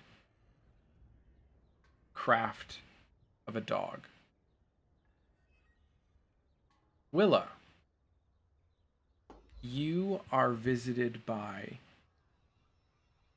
the most euphoric sensations that you have probably ever felt in your life. And that's saying a lot for the headliner at the Bards and the Bees, yes. So you are visited by these dreams of richness and color and pleasure in all of its forms, as you are just wrapped in this feeling of being completely and utterly satisfied and fulfilled in every facet of your life while you sleep. Love that for me. But then you see a vision of the inside of the Bards and the Bees, your usual gig before you left for Zerneros after Winnie. And seated in the front row, you see your mother. She doesn't often come and watch you perform, but she's there. And next to her are two shadowy figures that look vaguely familiar, one on either side of her, but you can't quite place them. And all of a sudden, as you watch, one of them stands up abruptly and draws a dagger and attempts to stab your mother. But before he can, you hear your own voice murmur this arcane phrase. And you outstretch your hand, and the figure drops to the floor. And your mother looks to you, looks at the figure on the floor, and then clutches and clings to the second shrouded figure that remains standing beside her. And your vision goes dark. And finally, Isadora, you jolt awake, feeling unknowingly at this point, but similarly to Willa, this feeling of immense euphoria and satisfaction and pleasure in every sense of the word. And you realize that you're in the room that you fell asleep in, and there's a similar, the walls look the same, the door is the same. There's no longer a wall of pillows next to you, though. And as you sort of look over to the other side of the bed, you hear this stirring next to you. And you see the sort of profile and silhouette of Ismark sleeping next to you. And as you look above the fireplace, you see a portrait of the two of you on your wedding day. And you are absolutely, and you are again sort of filled with this like deep-seated sensation of satisfaction and happiness and joy, and it is indescribably good. and you go to sort of curl up next to him and you lay your head on his chest. And you realize that the body that was once stirring has gone completely cold. And as you turn him onto his back, his eyes that were closed snap open. His skin is pale and cold. And as you lay your hand on his chest, your palm burns into his skin. And you see the smoke sort of rise off of him. And your vision goes black as well.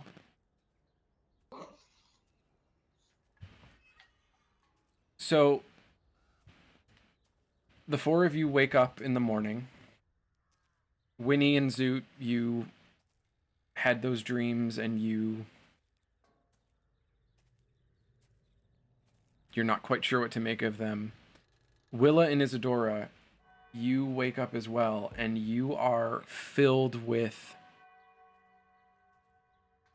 deep emptiness and hollowness. Oh no.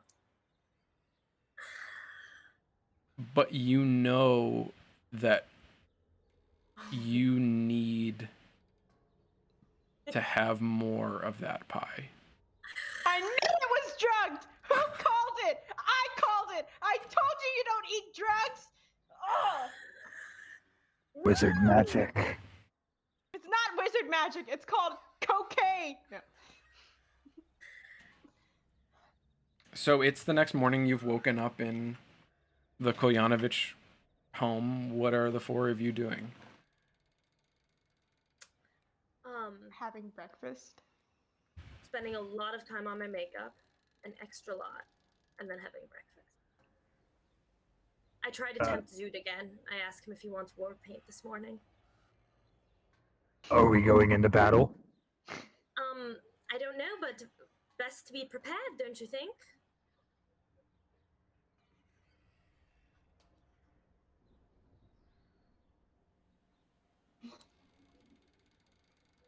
I eat my breakfast.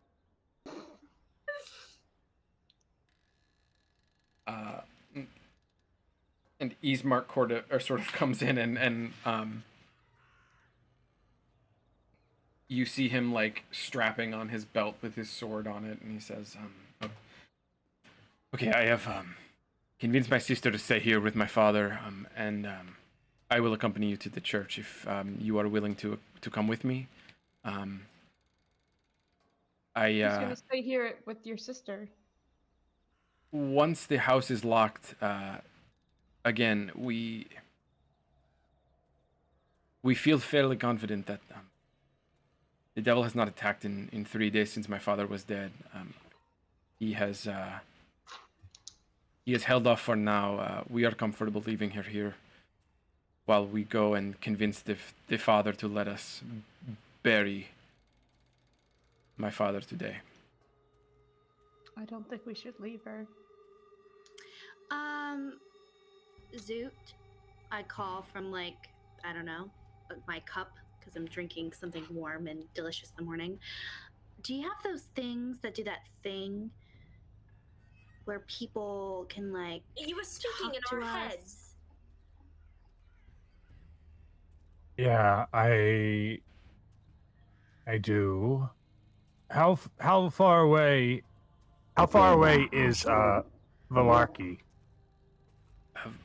Well, Valaki is, well, depending on how many times we stop, perhaps 3 days travel. It is, but we are not going to Valaki today. No, Farda Donovich is our village priest. He is just down the road on the other side of the village. It is perhaps a 10-minute walk from here. Great. Are you going to need this candle anytime soon? I'm just gonna look over and find a wax candle somewhere in the room. And he sort of looks at you and says, no, I do not believe we will. We have plenty of candles. Thanks.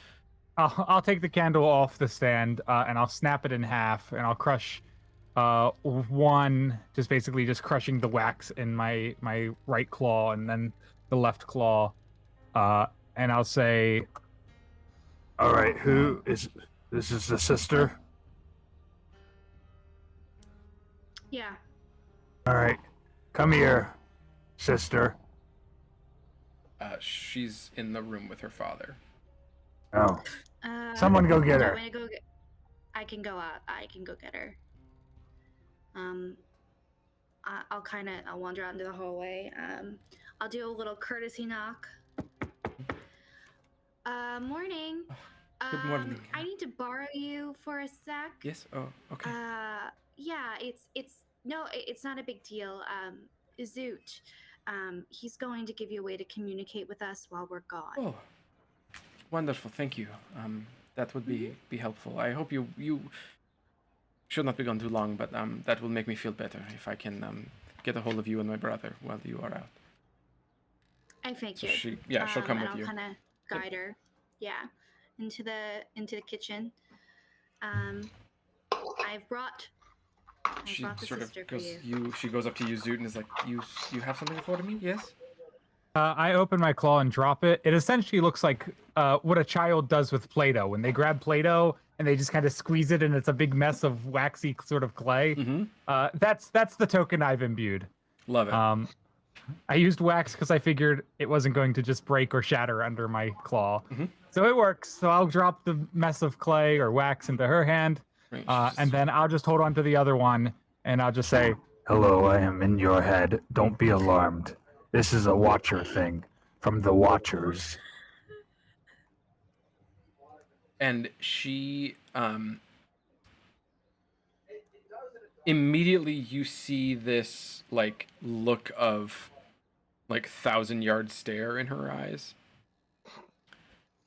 and she sort of downcasts her head a little bit and then like shakes it out. Yes, I see. That makes sense. That would be the way that you would do it. Forgive me. I hope it thank you.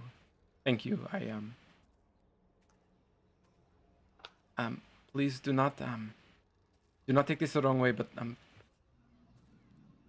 if you could not do that unless it is absolutely necessary, please.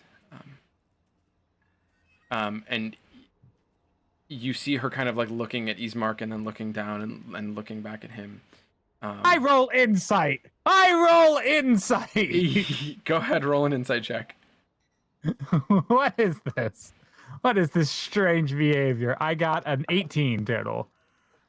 Yeah. And you can tell that there's something that she is not willing to sort of put out there. And luckily for you, he sort of knowingly, he goes, this is, are you using some sort of telepathic method? Wizard magic. You put a voice in her head, yes? This is... Yeah. It's a watch.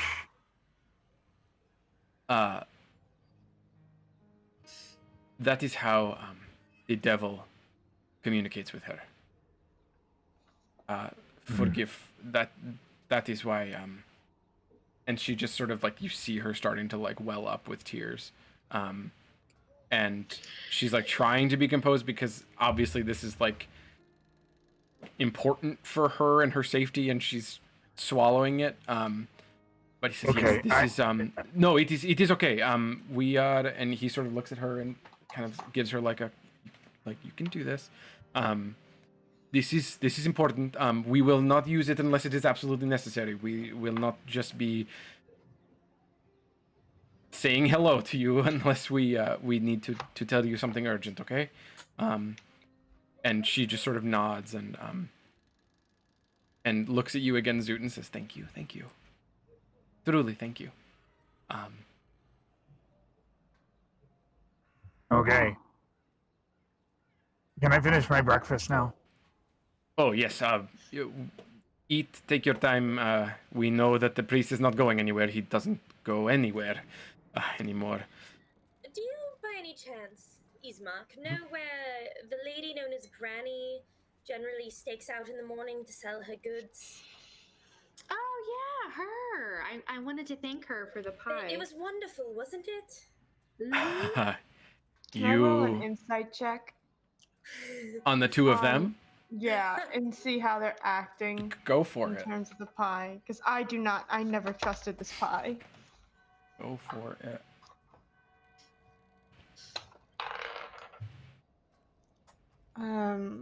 Insight. That's an 11. Tough to read. Yep. It yeah. seems like it was just really good, and they want to maybe try some different flavors. I don't know. Yeah. And Ismark sort of just looks again with like a laugh. Looks back Why at. are you laughing? He says, "Oh, Why- you two had the pie, huh?"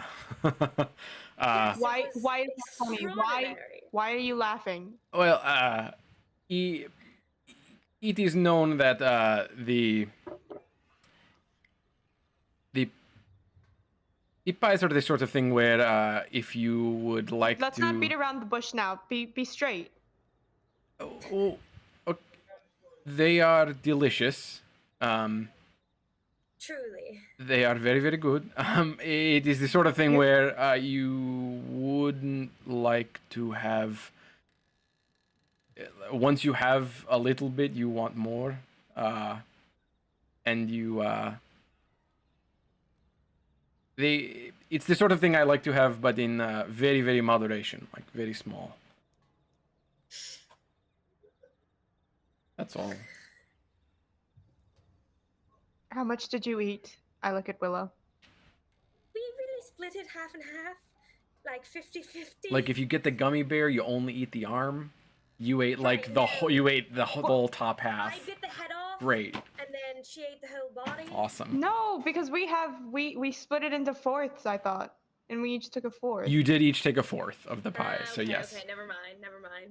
I will ask. So Willa and Isadora, you ate your whole fourth then. If you're wondering how. Isadora did Oh, not hell know Okay. what she was Are you doing. Okay, I'm just I just was checking. like, hell So yeah. neither of you have. Willa knew Oh. exactly what she was doing. Isadora did not.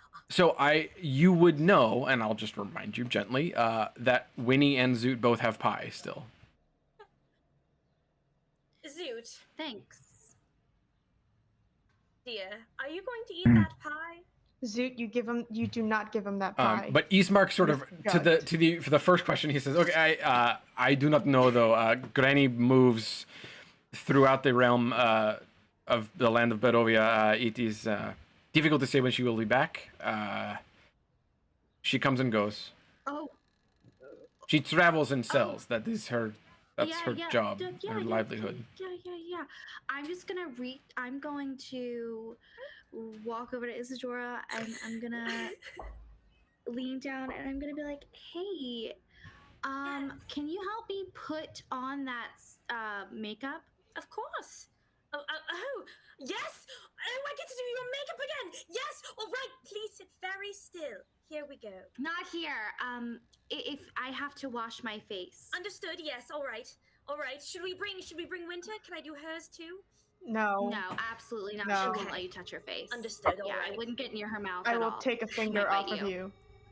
Yeah, see, you don't want that. I'm gonna, So, yeah, just while we're all still around the breakfast bar, I'm gonna toss my quarter of the pie across the room very visibly and obviously. I try to catch it and take it and Where are put you? it away. Where are you throwing it to, I'm Zoot? going for it. I'm doing a test because I'm afraid that they're cursed or poisoned or something. Okay. And I want to see what their reaction is if I take this pie and basically throw it over their heads to the other side of the room. Okay. I am going to freeze. And I'm going to look in the direction of where it was thrown. Tyler, what the hell am I rolling to get this pie away from Isadora And and then Willa? I am going to look at Isadora. I'll tackle Winter. Oh my god. I'd like to see you try. I'm assuming Will's going for the pie, so I'm jumping on the sister. Yeah, like I'm going for that fucking pie, dude. Like, give me some of that pie. All right. Jesus. Great. That confirms all of Zoot's Willa theories. and Winnie, give me athletic check. Oh, Jesus. Just choose I don't the get to make one damn- to leap on her. Oh, you're trying to tackle Winter. Yes, give me an athletics check. Yikes. That was a natural 20. I am fueled by drugs in a way formerly unbeknownst to me. It's a 13 from me. 6. Yeah. The Willa and Isadora are successful in their scheme to retrieve Zoot's piece of pie. Yeah. That's all. Ismark is just really like, how much did you have? Like, it is not. I mean, I have seen other people who have had it. That. Fourth each. I mean, there are people in town who eat whole ones every night, but that is. That's an option. Oh my god. I shake my sister. would. It is the sort of thing again where everything in moderation. Anything like it before. I've never experienced. Do you anything realize what like you've it. done? That was drugged pie, and you just gave it the more drugged pie. I'm very disappointed in you. You guys got wizard magic in your blood now, and unless you got we wizard know, blood magic in your blood. And so Ismark- don't act like you're on a high horse here. Ismark sir. sort of You like just gave them more drugged like pie. clears his throat. Poor Tyler is trying to run strong. I'm just like holding all this pie, good. and I look at him. Mhm. well, if you eat that, it's just gonna wizard magic you more. I do hope you'll consider sharing. Willa, considering think I- about Dad. I'm so telling Dad on you that you're eating even more drugged pie. It's not the first time he's heard about me eating drugged pie, okay? Oh, I know it's It'll not be the first, but fine. it'll be the last I'm- time. You think he'll ever let you out of the house again if he finds out you ate a whole half of a drugged pie? I'd like to see you talk your way out of that one. You're not setting a good example for your sister.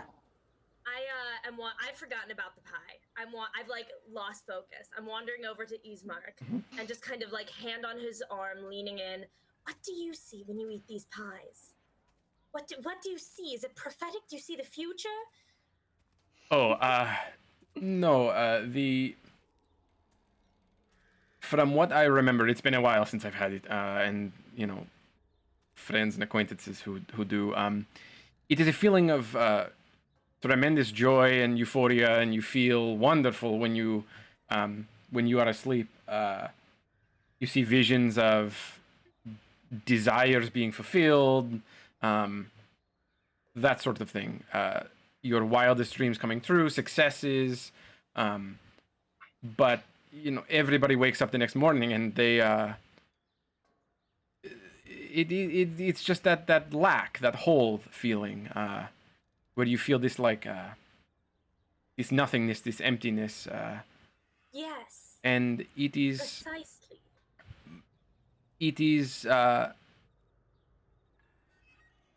unfortunate. Certain people have easier times dealing with that, and others are. It is harder to shake that empty feeling. What does it say about you if it's hard to shake the empty feeling? It doesn't say that your life's empty, right? It's... Oh, I wouldn't know. I've seen many people succumb to the emptiness over the years, but you know, she is an interesting woman. She's always very kind to us. I think she knows what she needs to do to make a living, and you know, the magic is Drug people? well, the magic is there, but it is again, people eating them in moderation. There are plenty of people in town who have them every night, and they are perfectly fine. So I'm not gonna eat the pie. do we I'm going to put it away. Okay. Fine. Just gonna put it away. And he sort of looks at Zoot, and he's like, "Are you finished with your breakfast for now?" Yeah, you said something about dreams of great desire or promise, or you know, how do I know that I say I'd had a dream like that, but I woke up feeling just as empty and lost as I always have? Do you think maybe that means I've been eating these pies and not realizing it? And he just kind of looks like to the three of you, and then back at Zoot, and he's like, I do not. Perhaps you are a sleepwalker, and you've been eating the pie while you are asleep, and you do not know. But You saw the pie, though. Yeah, I did. so Maybe it was just a dream. Hmm. Like a normal one. Yeah. Why, do you feel weird? Do you feel different? Nope. Same as I do every morning. okay, so you are fine then. That is nothing new then. When are we burying this dude? Yes. So we will. And he sort of yells down the hall to Ireena and says, "Sister, we will be back. Bar the door after. You know, do not let anybody in. Obviously, certainly do not invite anybody in." And he sort of hits the word invite. We should leave. Wait, hey, why? Oh well, it is. He's right. I just assumed you. You all sort of knew. We can walk and talk. Tales Do you of- want to walk and talk? Yeah. So Can he's. I, Tyler? Mhm. Is it? Yeah. Can I make never mind. I'm gonna make this roll for myself and see if I think Isadora has thought of this herself. Okay. Isadora has not thought of what Nell has thought of. So let's keep going. Okay. I'm not gonna say shit. Yeah, so what do you mean? Why did you really emphasize that? Fuck. It is the sort of thing that we just all know. Vampires cannot enter homes unless they are invited. So, How do you know what a vampire looks like? Are there any, like, tall tale signs? I've never seen a vampire before. unfortunately, no. It is the sort of thing where you can sometimes tell if there is a. But many of the vampires that roam these towns have magic abilities, and so they can make themselves look like other people. So, Really? well, not all, but some. Strahd certainly How do you can. kill one? There are many ways. Many. I'm gonna be like, Zoot, come over here, come over here. I'm You watching. know what he's saying? I'm watching. Yeah, The yeah. Okay, listen. Are you listening? typically it is the sort of thing where we know that so holy water burns vampire skin, sunlight makes them burst into flame. It is the sort of thing we know that during the daytime typically vampires must sleep in their crypt, coffin, whatever, however you would call it. Hector, can you make holy water? I know that's the thing that. Yeah. No, tomorrow I can. Is that just water that you've prayed over? I mean, I can do that. I can pray over water, but there are fancy, higher up religious ways to do that I don't have today. I really need to sleep on it, meditate on it. I can say prayer over some water, but I don't know that. Have you thought about just putting Ireena in a bunch of holy water? The guy won't be able to touch her then. Well, Just dunking her, it keeping her wet up. Yeah, just water. is the sort of thing where many of the things that we hold true for vampires do not seem to affect the devil himself. Well, that's not. They work on various other people, various of his spawn, but I do think that, and Velaki itself is very well fortified, so even if he cannot be killed in the typical means, there are enough people, there are very large walls, high gates. It would be very difficult, far more difficult for him here to be able to come into the town. If that fails, there is always the abbey in Krechk. And that would be it is the holiest site that we have left in Barovia, and if she were to be there, he would not be able to enter the abbey itself. It is a holy space. So holy spaces they can't enter. It's seemingly that is the case, yes. So when they sleep during the day, that's when they are probably the most vulnerable, correct? You would think so, but the problem is they all live in the castle, so there is not There's no way getting no, in. I mean, it is not like you can just go down to the house down the street and knock on the door and there's a vampire sleeping in the coffin and you go stab it with a stake and it's dead. Like, that's not how it works. What's a stake? Like a meat? sharp piece Not of wood. Like a always. sharp piece of wood. Sometimes works. Not always. Interesting. So it has to be wood. No, but typically, wooden stake to the heart, that's the preferred method. Got it. What about silver? The Watchers said stuff about silver. Are vampires allergic to silver or anything? He's like, I think you may have misremembered that. There are certain species of direwolf in Barovia, and perhaps they would be. I know that certain of our hunters have come back and told tale of silver being effective against them when their other means were not. But typically, many of them have come back and used silver-tipped arrows to kill certain types of wolves, but nothing. I have seen vampires holding silver swords. Salt's another one they talk about. Does salt do anything? That's a new one for me. Perhaps where you come from, that's how they kill vampires. I have not ever heard that. What about I'm out of ideas. I should have paid more Winnie, attention. can you make some steak, not the beef kind? Like the Stabby, do you know how to make a steak? We should think about that. I walk feel over like we to should the always have nearest steaks. wooden chair and I turn it on its side and I step on a leg to break it. Okay. There you go. Zoot like that. Wait, is that it? There you go. This is a steak? Voila. I'm just gonna take it. And I'm gonna add a wooden leg to my character sheet. Make I sure will to use happily the go pointy over end. and smash the other legs off.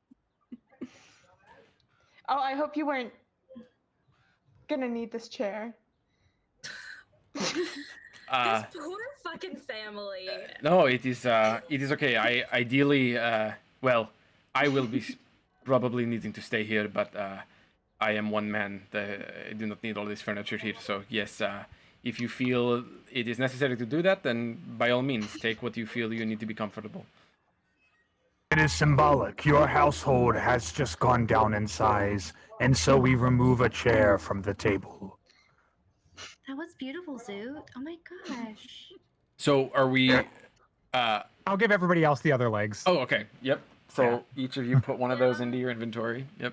It really isn't very fashionable, but we'll make do. So, Where's Lancelot? No more chairs. and you sort of hear at the sound of its name, you hear this like scritching and it comes around the corner. It clearly came out of the room with Ireena, and he's just kind of. I'm gonna give him a piece of my breakfast. Come on, we're gonna head out. We're gonna go visit We this should preacher we person. should leave the dog here. Why are we gonna leave It's safer. You know it is. here? safe Not with haven- us? Yes. Okay. I'm gonna hand him a piece of like my leftover food and just kind of scratch him behind the ears. And I'm gonna lean down. I'm gonna whisper something to him.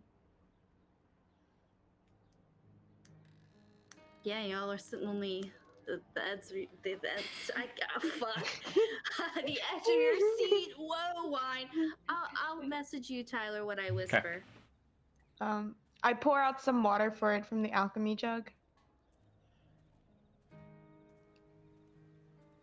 He just laps it up, and he's very Yep. excited. Yep. And Ismark is just, okay, are we ready to go? Yes. Wait, hold on. The first time I do this, it doesn't. This only works half of the time, so I'm gonna see if I'm on a good time or a bad time. Stand still. I'll go over to. I guess I'm near Ismark, No and one I'll needs to be healed, Zoo. Do not use any healing. I'll lay a hand. I'll lay a hand on him, and I will.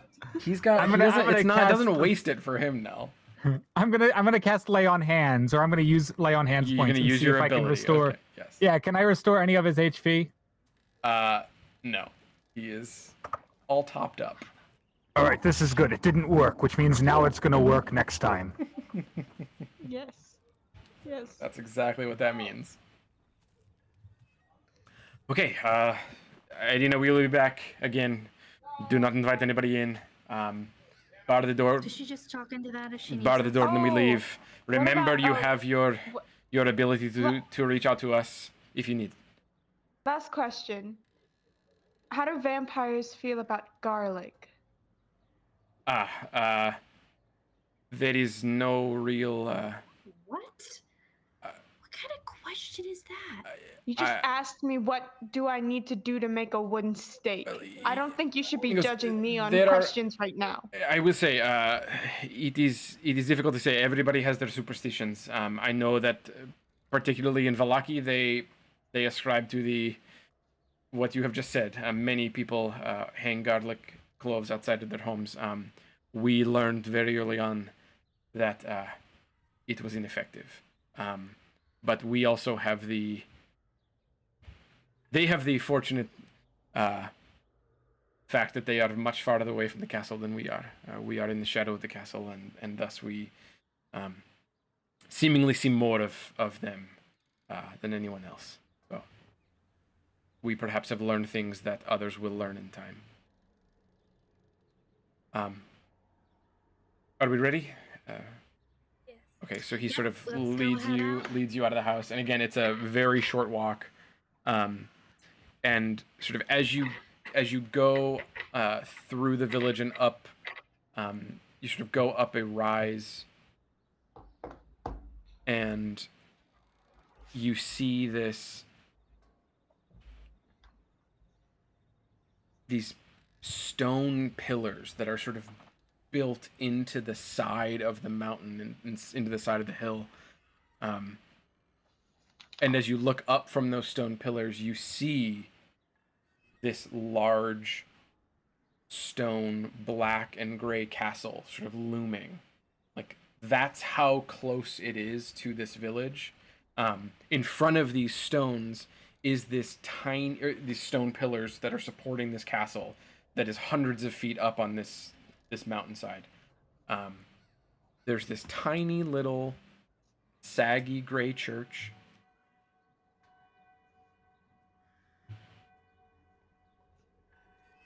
It is clear that this place has been dealing with evil forces and holding evil forces at bay for centuries. It is scarred and pockmarked and worn. There's a bell tower that rises up out of the back of the building. Light comes through holes in the roof, the thatched roof. And there are long stone steps that lead up to a large wooden door. What do you do? Well, do we knock? What's the what's the polite thing to do? We can try to knock and see if he will answer. He probably will not. Zoot, break the door I'm down. just gonna. Yeah. So Maybe. I'll say, As you Gonna wish. try it first. Zoot, can you give me a Is the perception? door locked or unlocked? It's unlocked, and as you approach it, Perception? Sure. That is a +1, so I only got 8. As he approaches the door, I'm gonna lean over and touch Ismark on the arm and use my whatever advantage initiative on him. okay. Zoot, because of your background, you're able to note that there are deep claw marks in this heavy wooden door. Something tried to get in. Wolves, probably. And I don't know. also, like, char, like, scarred by some sort of fire. Magic wolves. But as you approach, the door is... Magic fire wolves. The door is unlocked. Do you go in? Sidebar, maybe? Yes, sir. So, obviously something powerful has tried to get into this church. Makes sense, there's demons, this is hell, whatever. But, what are we hoping to get out of this building? Yes, all we need to do is convince Father Donovich to allow us to bury my father in the cemetery in the back. We need him to preside over the ceremony. Ideally soon. Our father has been dead for 3 days, sitting in the house. So, if you... Okay, the way I see it, there's probably about a 50% chance that if I open this door, there's going to be something big and bad. Now, what we can do is have the rest of you back up. I'll open the door, and that gives us lots of room to not all be ambushed at once. And then if it's not in there, we can all go in safely. Makes sense to me. Basically, step back. I'll step back. Mhm. When they've all stepped back, I will make sure the door is open just a little bit, and then I'll take a big step backwards and kick it open. Yeah. Okay. And now I'm going to put myself up front as well, since I'm going to probably... And you kick it, and it is a large, heavy door, so it just kind of creaks open, even with a kick. Yeah. But you are doors are open, and it sort of opens on this long hallway, and within it you see all the way towards the end of this room, you see a lit chapel and an I'm just moving altar my thing. with a All clear. bright lights throughout them. There are doors on either side of this hallway that lead to other chambers. The smell is sort of overpowering of just like mildew and mustiness and just age and decay in a lot of ways. This is not a building that has seen many visitors, it seems, in a while. Despite being the only church in a town beset by vampires. It's curious. And you hear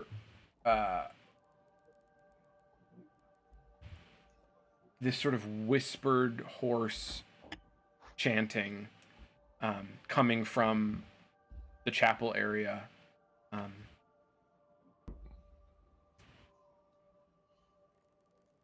Well, And as you enter farther inside,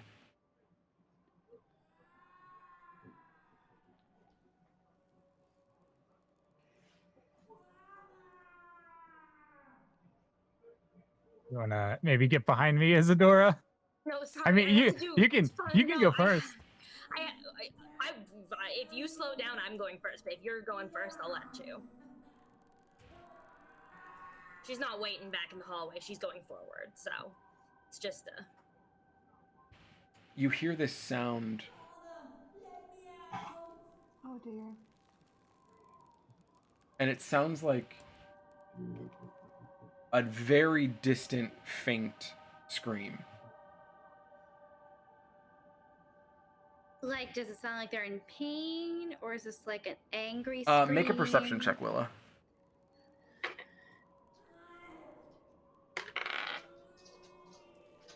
Um, 17.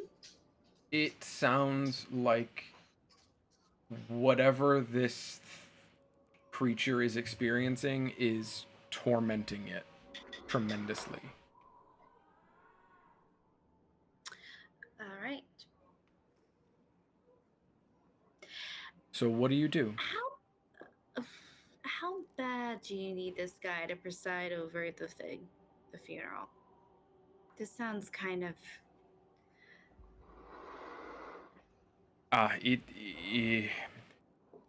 Yes, it is not the. I know it is not the best place, but it is the only place we have in this village. Is what you're hearing right now normal? Is this how he usually acts? Again, this is how I said I found him the other night. He just he sits here and he chants nonstop, and he refuses to entertain anybody else. I may have something that can help. I can try. I don't know. Maybe not. Zoot. You should go and slap him in the face. Like, slap him out of it. You know the saying? It looks like it's all clear in here. If you ask me, I should be watching the back. There are fire wolves trying to get into this building, in case you forgot. I was the Okay. one that told you about the fire wolves. I'll try my thing. I don't know if it will work, but I'll try. Yeah, I'm falling back to the rear too, because as far as I can tell, that's really the only entrance in, and I am still convinced things could come back. Okay, so Isadora, as you walk in further, I'll move behind her. and Ismark accompanies you. I mean, it's not he isn't showing fear. You just sort of see him. This is sort of business as usual. And as you enter this sort of main chapel space of the church, it is littered with broken pews, dozens of candles all over the place in these tall candelabras, trying to rid the chapel of any semblance of shadows. And you Excuse me?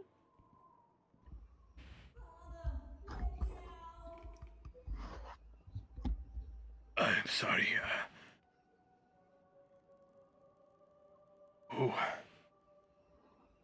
Who is it? Lady Isadora Mariano Coletta Louise de Carlisle.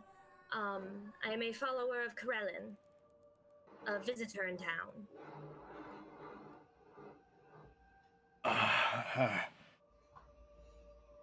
No visitors today. I need to keep praying. Please. Why? Wait. I ask as I peer around her shoulder. Yeah.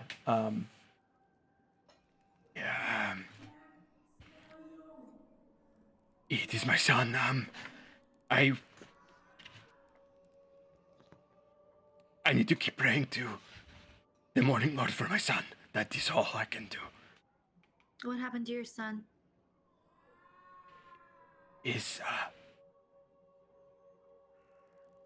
And you should see him sort of break down.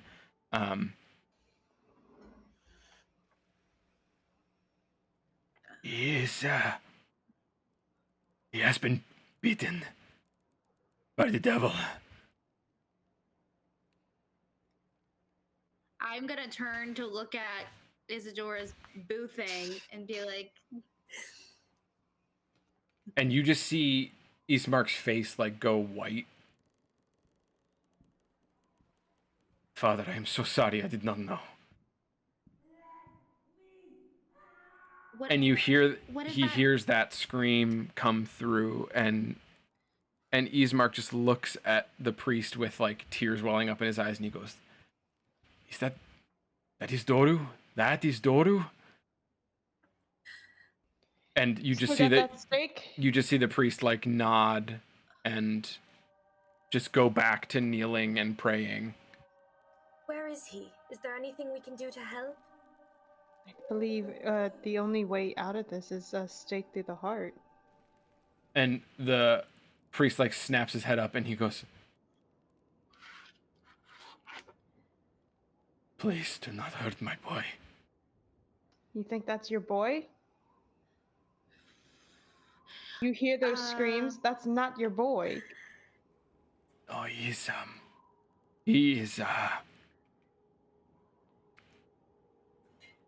okay. He's You're delusional. He's screaming in pain. Winnie! Sir, our housemaid is very sensitive about vampires. Her whole family was killed by them. So we do apologize for her brash behavior. Yeah, he when he hears the word delusional, he stands up and he just points and he says, "Ismark the Lesser, if you are not here to help, you need to leave now." And Ismark just like puts a hand up and "I'm sorry, Father. I am here because, as you know, I told you 3 days ago, my father has been killed as well." I'm going to reach out to the father and put a hand on his arm and cast protection from good and evil on him. And then I'm going to say, I may not worship your god, but I have some powers of my own. If you would permit me, perhaps I can pray for your son long enough for you to conduct the funeral rites. Okay, and remind me what protection from good and evil does. Protection from good and evil is probably not actually that helpful. I'm just trying to show off a little radiance. It's one creature is immunity. Got it. Is protected against aberrations, celestials, elementals, fays, fiends, and undeads.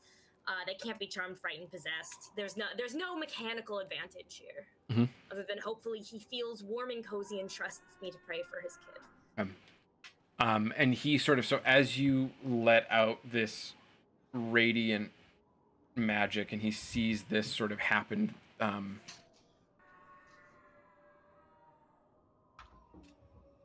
he is affected by it, and you can see him sort of relax his shoulders a bit.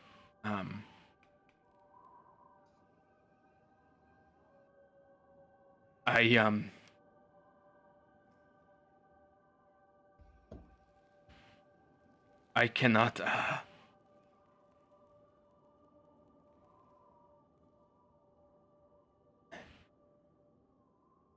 I do not know what to do. He is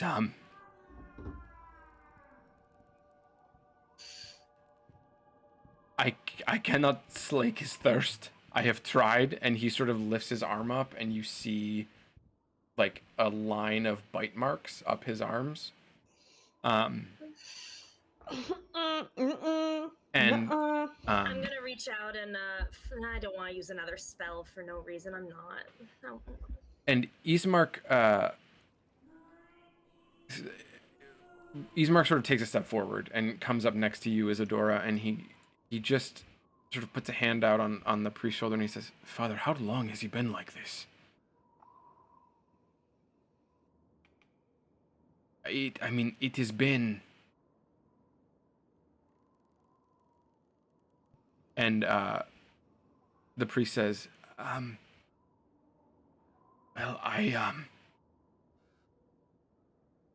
it will be 7 years tomorrow that I put him down there. Nope. Where is he?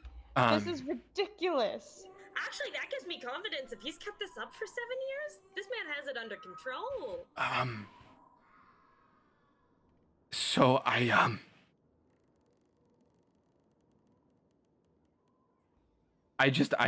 need to deal with him, and I cannot help you, Ismark. I'm sorry, but Sir, if I may, how about I promise you this? In exchange for you to do these rites and to get his father buried, how about we offer up our services to help your son? and he just sort of like, how can you help him? Well, you see, what Lady Isadora has failed to tell you is that she is a renowned vampire wrangler. I'm a what now? She actually helps people in our town with removing these vampires from people. She cleanses them. Make a deception check, Willa.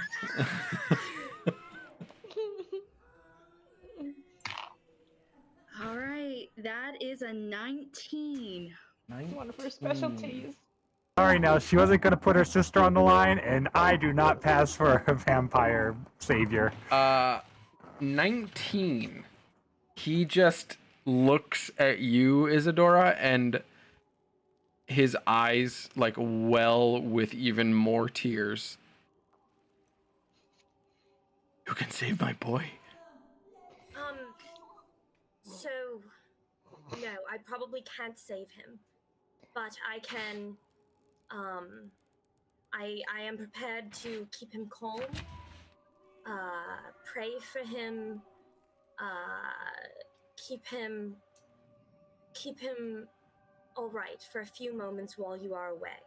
If you can see to the funeral rites, if you will let me know where he is, I will feed him, pray for him. Feed him? Feed him!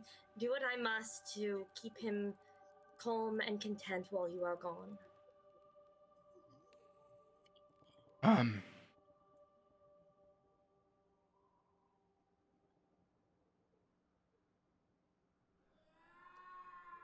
You... Sir, I'm gonna be honest, you have a job to do. This is your job. Oh, so it's okay for you to be. Stop it. Oh, Winnie. jeez. They're both bad, aren't they? Hector, why are we here? A man that needs to be put Make to a rest. persuasion check, Willa. No, make an intimidation check. No, let me make a persuasion. No, make an intimidation check. Fine, that's fine too. All right. 22. You have a job to do. You owe this family, this town, a chance for this man to be put to rest. I'm sorry. We're doing the best we can within our given circumstances. We need some help too. What would your son think if he found out? Instead of helping the good people of this town, Winnie, shush. Instead, you just stayed here and mumbled under your breath for 7 years. Winnie, I got it. Winnie, I got it. And he just sort of looks up at you, Willa, and like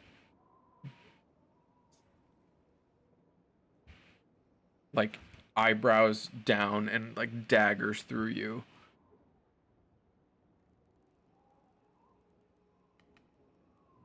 I need to pray to the Morning Lord for my boy.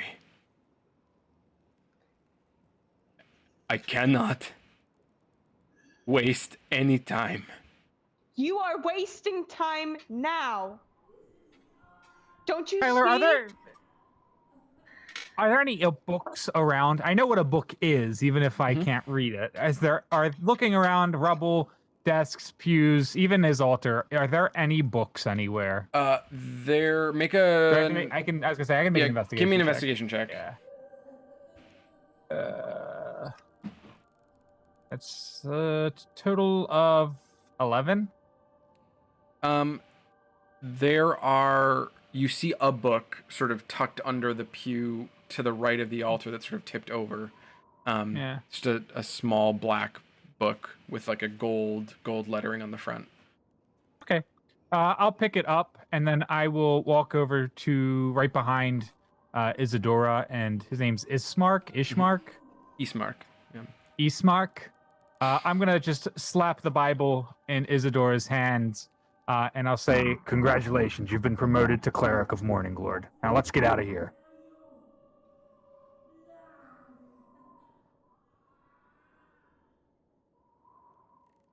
I have a question, James. Are there any, like, goblets around? You have a question for Yeah. James or Tyler? You can ask Tyler, but Tyler! You don't see anything other than candles, candelabras, the altar itself that has candles burning on it, and then the pews that are sort of littered throughout. I'll pull out I'm just trying to put the nail in this coffin. Although I think I mean it very differently than everyone else does. I'm gonna pull out my water skin, dump it on the floor, and unsheathe my rapier just a bit, slice my palm, and just hold it up to the water skin and start praying. He needs something to drink. I'm just gonna pray and fucking fill up this jug with my blood for him. And Ismark is just kind of like looking at you and like, what are you doing? If his son needs to be fed and prayed over, His son so needs. that he can do your funeral rites, so that we can take your sister to the next city, I will feed him and pray for him until the funeral is done, and we can take your sister to. I don't know if you've my accent listened, is a shit show Lady tonight. Isadora. He wasn't buying that either. He's delusional. He thinks by praying and standing here, he's helping his son, but he's not. Instead, he's causing more deaths on him. Just I'm because. gonna just step back towards Zoot. I'm just gonna tug him backwards a little bit away from that chaos while they're distracting them. You guys go ahead. Carry on. Okay. I'm sorry. Okay. You're wasting time. You're doing nothing good for your son. All you're doing is just wasting time and allowing more people to die while you sit here and keep mumbling under your breath, feeding a beast for 7 years with no change. You know what they call that in my area of work? Insanity. Sir, do you feed your son other people or just yourself? My son has not fed for many years. Then Winnie, he is doing no harm to anyone else, and I see no reason we should not help him. It must be nice to be in a position where you can choose to do nothing.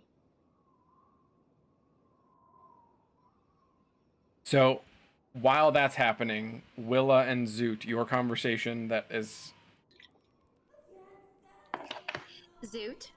Look, I know you want to stake him, but I don't understand. I'm not a religious wyvernborn, but if we have the book, and the book tells you how to do a funeral service, then we just need to do it ourselves. We got the instructions, right? I think that is a fantastic idea, but what is Ishmark? Ismark. The guy that we've been staying with, he's being rather adamant about having this crazy man run the service. It sounded to me like he is adamant about having a Morning Lord run the service, and if we have a book of the Morning Lord, then it has to be here. I thought that he wants him buried here. I thought that was the whole thing. Oh, I thought he just wanted the father to do the ceremony. I'm gonna lean past his shoulder. I'm gonna be like, Mr. Ishmark? Yeah, he sort of looks over his shoulder. Ishmael? Did you want this? He has to be buried here, I mean, in or can he be buried anywhere? the cemetery of the Morning Lord is behind the church. So yes, Okay. And do we need his permission? And I point to that we need his permission to do it. We just need his permission. We can get that. All right. I don't have easy. All right. So we're gonna say we're gonna kill his son if he doesn't help us. I'm okay with this. All right. Let's go. Meanwhile, I'm just digging into this man's soul with insults and. I'm gonna leave it to you, Liana, because you got a good intimidation roll already, so. I'm going to march straight up to the priest. And I'm gonna pull out the stake. So help me God. If you don't help us bury this man, I will go down and end your son. I don't have time for this. He shouldn't even be alive. You're keeping a monster downstairs in a church that's supposed to keep people safe? Are you insane? Not to mention, it sounds like it's in pain, so it's just perpetuating. Don't yell at me! This was my stance from the beginning, just because you now want to hop on my ship. and he sort of looks at you, Willa, and looks at the stake in your hand, and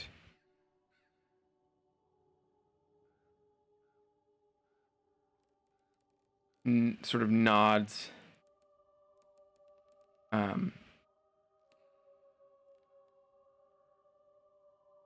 and looks at Ismark and says, let me get my book. Would you like me Don't to let him. stay? Don't let him Should out. I give him the water? Do not let him out of your sight. Do not let him out of your sight. I can And stay here. he and guard while he you go. sort of walks around the altar and goes down the hallway and into the first room. I go with him into the first room. Yeah. So Get any books you find. is there some? Oh, over there. Oh, nope. We're trapped outside. Oh, he's over there now. And Yeah. he, you can sort of see him go into this room, and Winnie, Isadora, and Zoot make a dexterity check for me.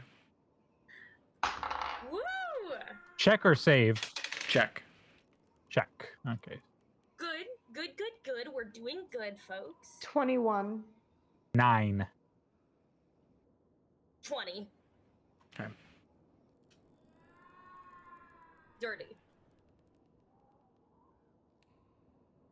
Winnie, you are the only one that manages to make it through the door of this first room before he slams it shut behind him. Yep. And you see him as he runs to the corner of the room. Yep. Is he gonna Open do what I up- think he's gonna do? He opens up a door in the floor and descends down a ladder. I'd like to jump on him. Give me an athletics check. Yeah, I'm really good at those, aren't I? Ha! It's actually not bad. It's a 17. Oh yeah, I have a -1. Yeah, he's real big, and he kind of shrugs you off, pushes you back. Give me a dexterity save. Yep. Let's do Does it. it sound like she's jumping on him, Hector? It's another 22. Yes, 21. I did hear that. It was rather concerning. So you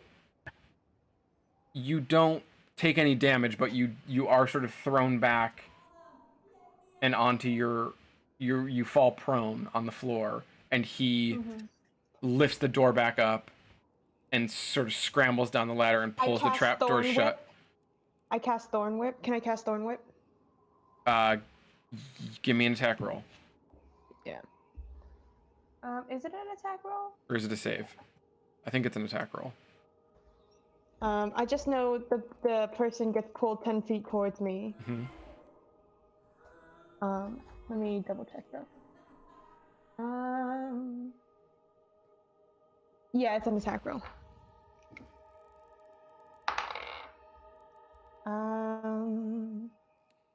It's an 18 to hit.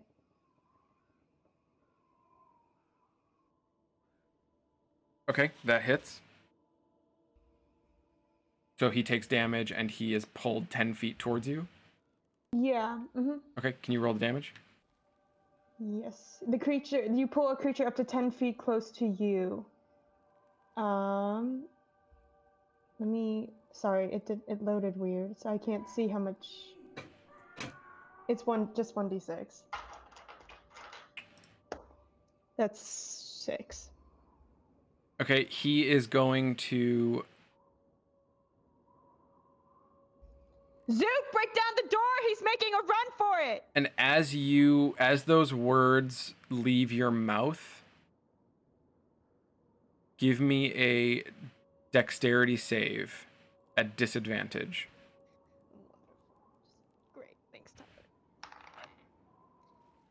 So the first one's a 15. So I rolled definitely think she tried to jump on him. that's 2 13s, so it's 15. Does not save. So you are going to take... Right.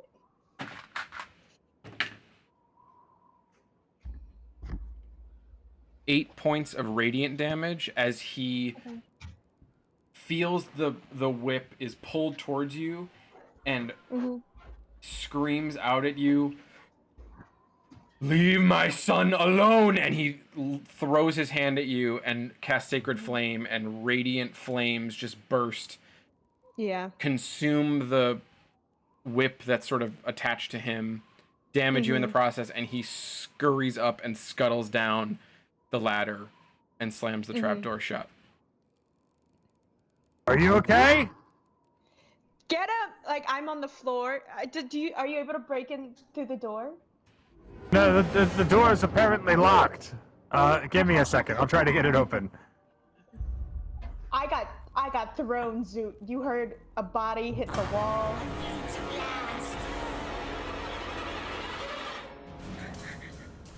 Thanks, Tyler. That's not what we want. Sorry. Thanks, Tyler. All right. What are you doing? What was that? The sound of the world ending? Okay. Yeah, I'll try an athletics check. I got a grand total of unnatural 20 on opening the door. That door blows off its hinges. You just see Winnie on the floor. At the sound of the door getting blown off the hinges, I'm going to walk in the direction of the sound. Are you okay? We'll run. Get him. He went up the trapdoor. I can't. He just burned me real bad. Get him. He's after. What's going on? He's getting away. And Get him. He just went up the door. He's not getting away. He's going for his son. Let his son eat him, and then let's get out of here. Yeah, it sounds like we got all the permission we need. Why don't we take that body out back now? We'll get a shovel. We'll do it ourselves. Isadora can do some blessings. Listen, we don't need that guy. He's gonna go kill himself. Yeah, find the section of that book with the funeral rites, and we can all meet up outside. Hey, Zoot, can you make her look like the priest? We can just have her be disguised as the guy. Act like everything's fine. Ismark's right here, by the way. Hey, Ismark. Ismark's... Did he follow me? I mean, yeah, he ran to the sound of the fighting in the church that he came to simply ask a person to do a funeral, and is now all of a sudden hearing sounds of like assault and spells being cast. Ismark's just like, what is happening? That guy is going to feed himself to his son. He's delusional. I'm sorry. He is not going to be the best person to do these funeral rites. And you see Ismark just...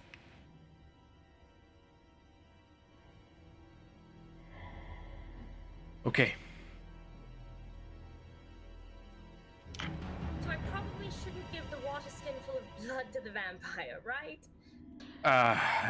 No. If you want to, Alright, I'm gonna go dump my blood. I was gonna all over say, the grass I was gonna say, Ismark's like, if you want to, if you want to leave it here, I mean, you could probably use it at some point, but perhaps it is better if we go. I have good news for you, my friend Easy. I have right here. Wait, which one of us are you talking to? I'm talking to Oh, I get it. Ismark. All right. Unfortunately, it looks like your town's local cleric has gone insane and is killing himself via reverse patricide. Yes. So, I have good news for you. As it says right here in this certification, you are dealing with 2 members of the Clerical Art Institute University Healers of Zerneros. It's a real certification. You can read the words right here. And he just kind of like can't comprehend and is just like, I am sorry that I brought you here. Let us go back to my sister and we will decide what to do. I'll put my vial of blood down by the door for him if he comes back and isn't dead and wants it for a snack. I'm gonna sleight of hand that blood, if I may. Okay, give me a sleight of hand check. 13, 16. Yeah. And What are you gonna do with it? I'm gonna put it in my bag. I'm not leaving that shit. Okay, you have a water skin full of, well, not full. I mean, she didn't like drain herself, but No. you have a water skin with some watered down Isadora blood. Do with it what you will. I will add that to There you go. Okay, so Ismark is sort of just looking despondent, but he's like, okay, let's go back to the house. Again, I am sorry that I brought you into this. I did not realize that this was the situation and that it was this bad. 7 years. 7 years. You keeping a vampire in the church? Is that even allowed?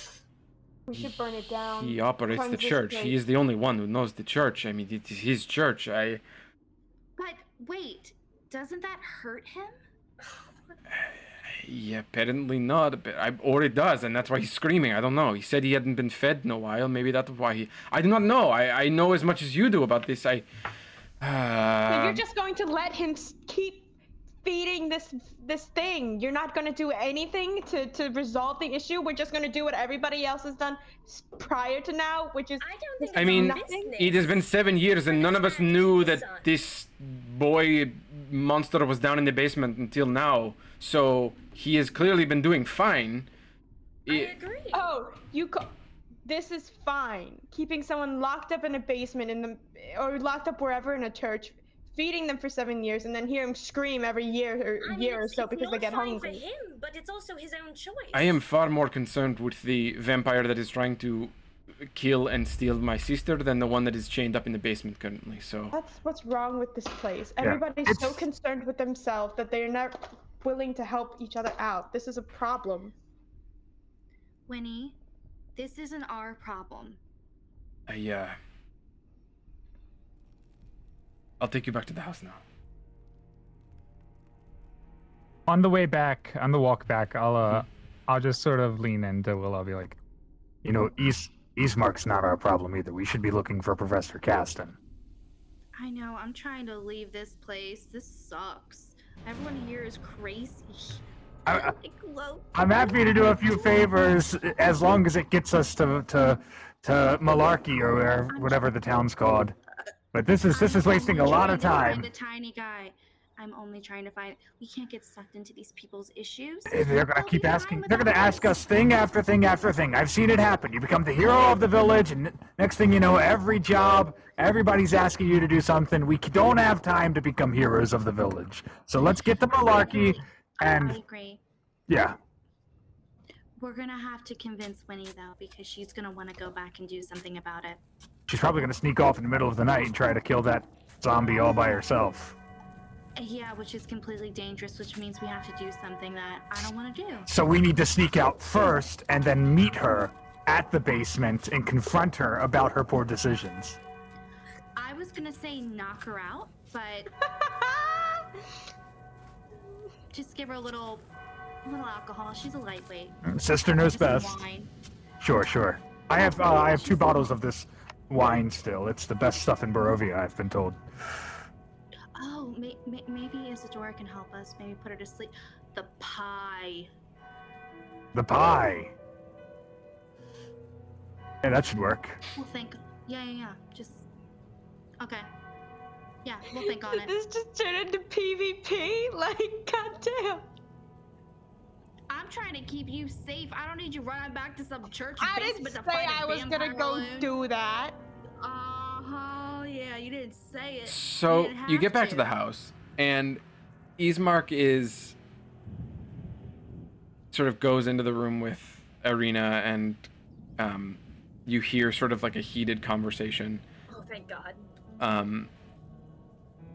And they both come out a little while later, and the 4 of you are just sort of sitting in that same front room that you've been in most of your time here.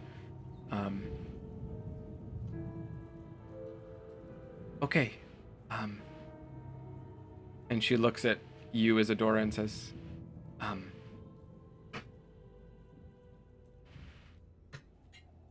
if it is okay with you, I would prefer that you did the ceremony. We can go to the cemetery. We just need to get my father there. All right. We've carried a lot of bodies already in the last few days. One more shouldn't break Yeah, our but if you backs. have horses, that would work too, like a carriage. If you have like a funeral procession thing. We could probably arrange that. If let me see what I can do. And he sort of leaves and goes out the front door of the house. And he's gone, and it's just you and Ireena. And she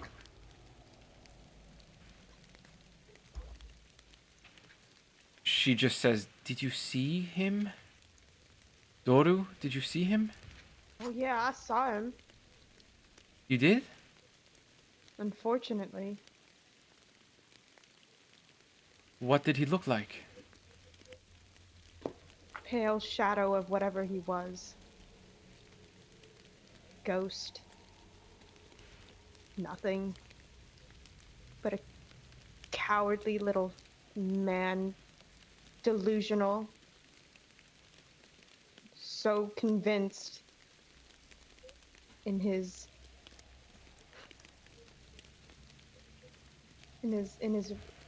twisted mind that what he was doing was saving people, or saving his son. Yes, perhaps I misspoke. Did you see the boy? No. I heard his screams as we walked away. Because again, it's not our problem. Yes. Ireena,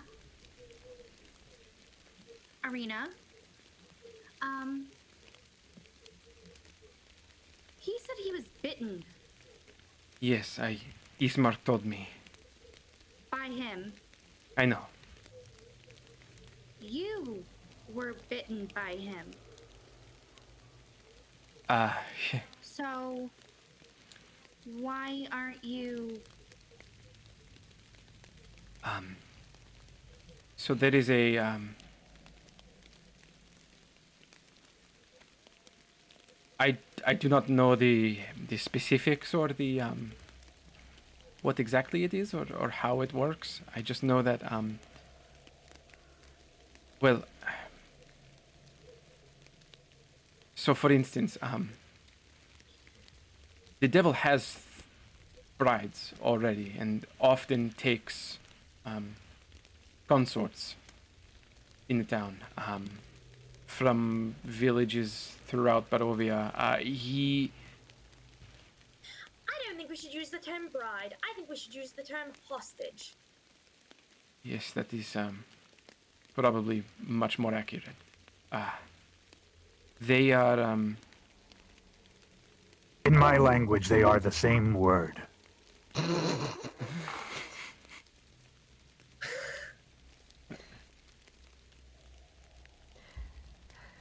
They are the three that he currently keeps are turned completely. But there have been others like me in the past that when they are beaten, they are not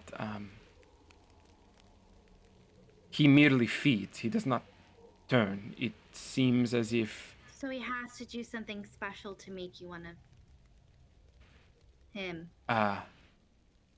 apparently there is some sort of ritual or magic that is at work that creates a transformation that is not and she sort of like pulls the high collar back down and says like I the memories of the moments where it has happened are very, very unclear to me. But I know that it is not. I do not have any sort of urges, or it seems like Toru does. Do you know why he did that to him?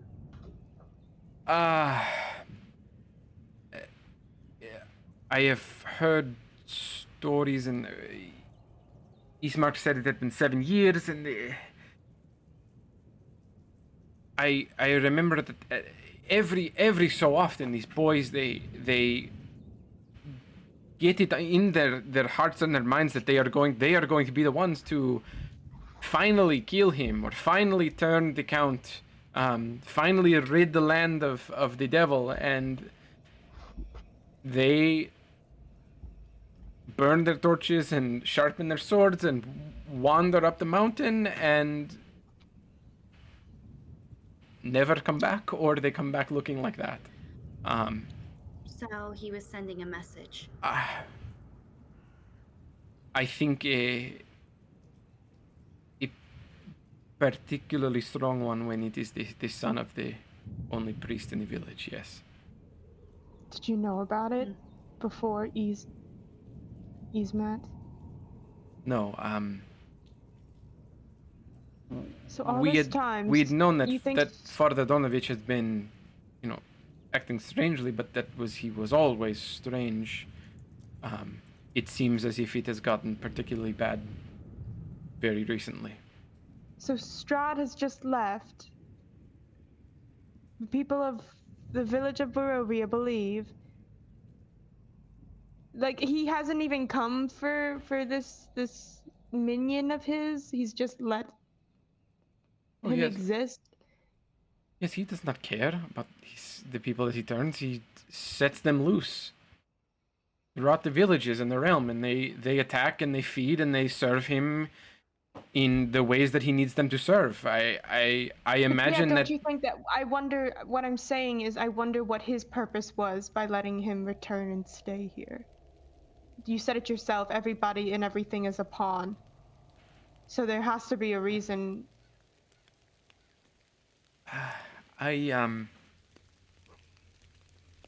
Perhaps it is.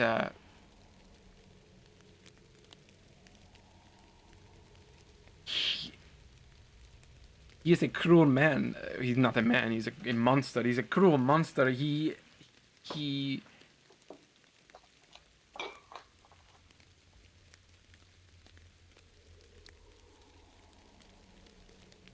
despises the church, obviously, and so to take advantage of the fact that the son of the priest of the Morning Lord was knocking down his castle door, attempting to kill him.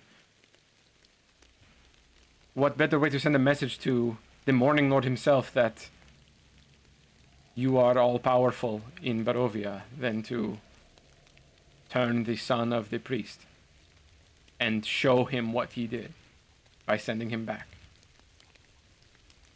I mean, it obviously worked.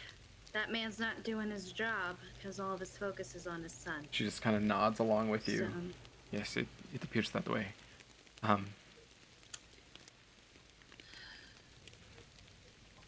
Okay, I need to, and she just sort of like gestures to the clothes that she has on. I need to, look better for my father if you would excuse me for a few moments so I can, change and prepare. And she just sort of like bows her head a little bit and walks out of the room and upstairs, and you hear her going into her room. So the four of you are left in this sitting room. Ismark is out looking for some sort of horse or dray or carriage to take the body to the cemetery. What do you do? I don't think we're getting any better at the whole teamwork thing yet. No, I don't think so either.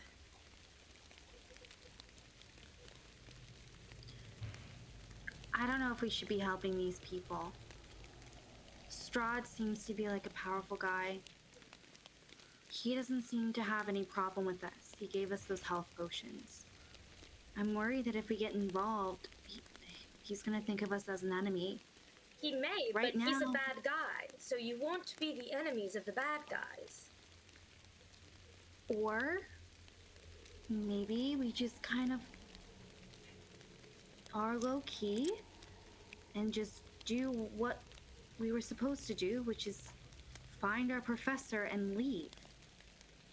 For once, I say- I would agree with Winter that this is not a time to do nothing. I say in for a copper, in for a gold. We do the ceremony, we bury the man, and then we get back to business. I think you're both right. Let's not abandon these folks after they've given us so much hospitality, but let's end it there, finish the funeral, read up on this Morning Lord now that we've got a book about him, and let's get moving after this. The direction we're going is the direction they're going. Yeah, so we should probably Although it's leave no sooner sin so it's off not one our of those backs awkward things. to protect that girl from the vampire who wants to abduct her, hold her hostage, and do bad things. I didn't have a 3. I know it's a rule of 3. I didn't have a third thing.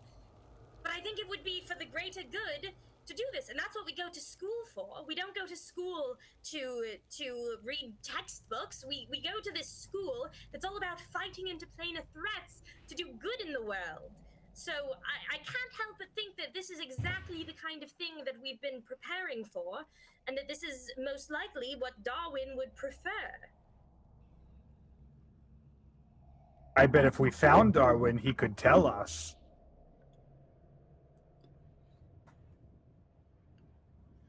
All right, well, let's go do this funeral, and we can decide how to proceed afterwards. So you sort of finish up your conversation and your planning, and Ireena has come downstairs, and the front door of the mansion opens, and Ismark sort of drops his hood, and it's clear that it has started to rain. And he says, "Okay, I have a horse we can lash the coffin to, and if you would assist me." And he sort of looks at the four of you and says, "Just to help me lift him up onto the horse, and then we can go to the cemetery." Sounds good. So you help him. You sort of lid the coffin. You watch as he sort of hammers nails into the sides. And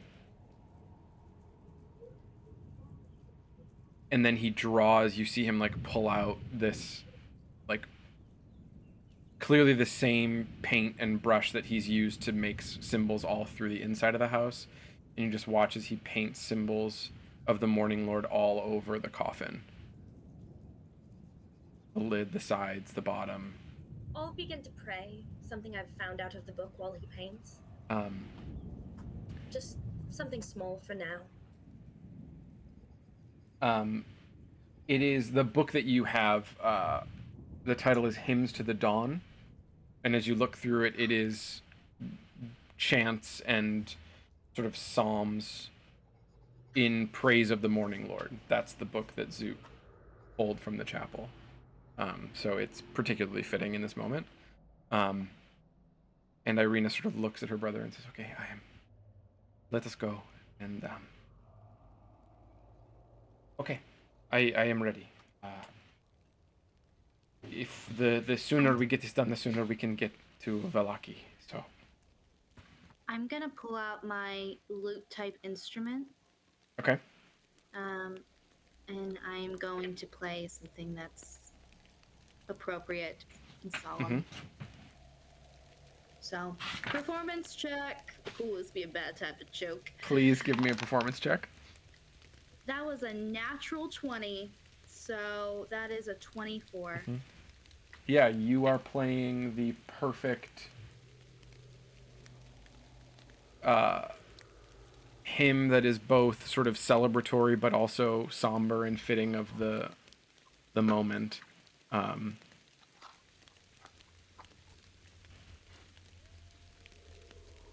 And you sort of walk back, you retrace your steps, you see sort of the castle looming up, these giant stone pillars, and you see sort of Ismark and Ireena, this little family with their father in tow,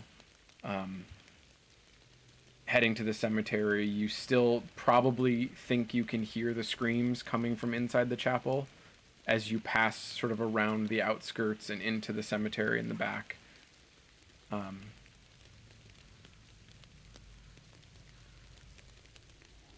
So Isadora, you start to sort of lead the Lead some prayers.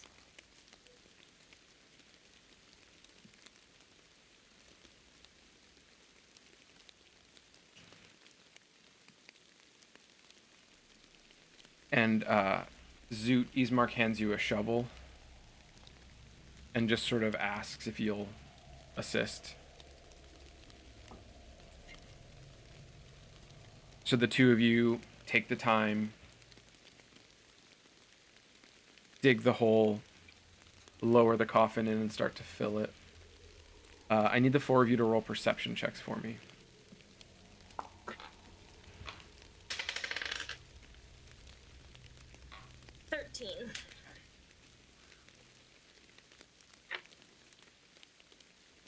Eight. I love that James shows us every time he gets a nat 20. I literally just rolled a natural 22. Again. So two nat 20s. Nobody can hide from us. Two natural 20s. Yeah, but that's actually, it's a 25. Mine's Winnie? only a 21. Winter? Is an 8. 8. How does that happen? Okay, so Winnie, What just happened? you're distracted by yeah. the thoughts of what happened to you, what you're hearing, what you still think you hear. And Isadora, you're sort of standing facing the two members of the family. Zoot and Willa, you're behind them.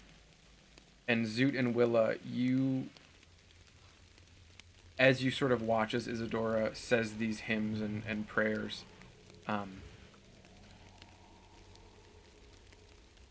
beyond the far fence of the cemetery, you see, sort of shrouded in mist, a tall black figure, sort of shrouded in very, very fine clothing, an amulet around his neck. Uh-huh.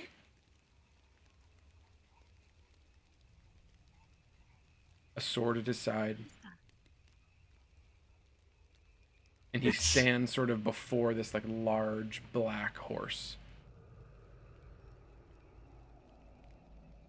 Who is that? It's Professor Caston. And that's where we're going to end tonight's session.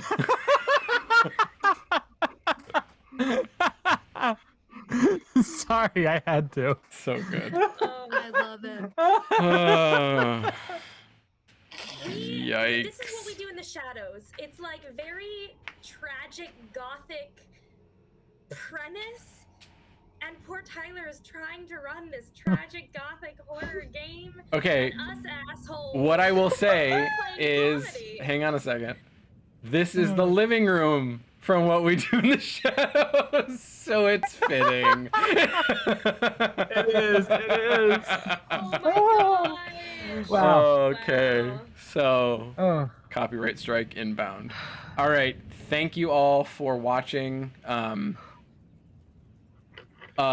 Tense comedy, some lore dumps, and potentially witnessing some tall dark figure in the distance, but we'll have to wait 2 weeks to see sort of what happens next.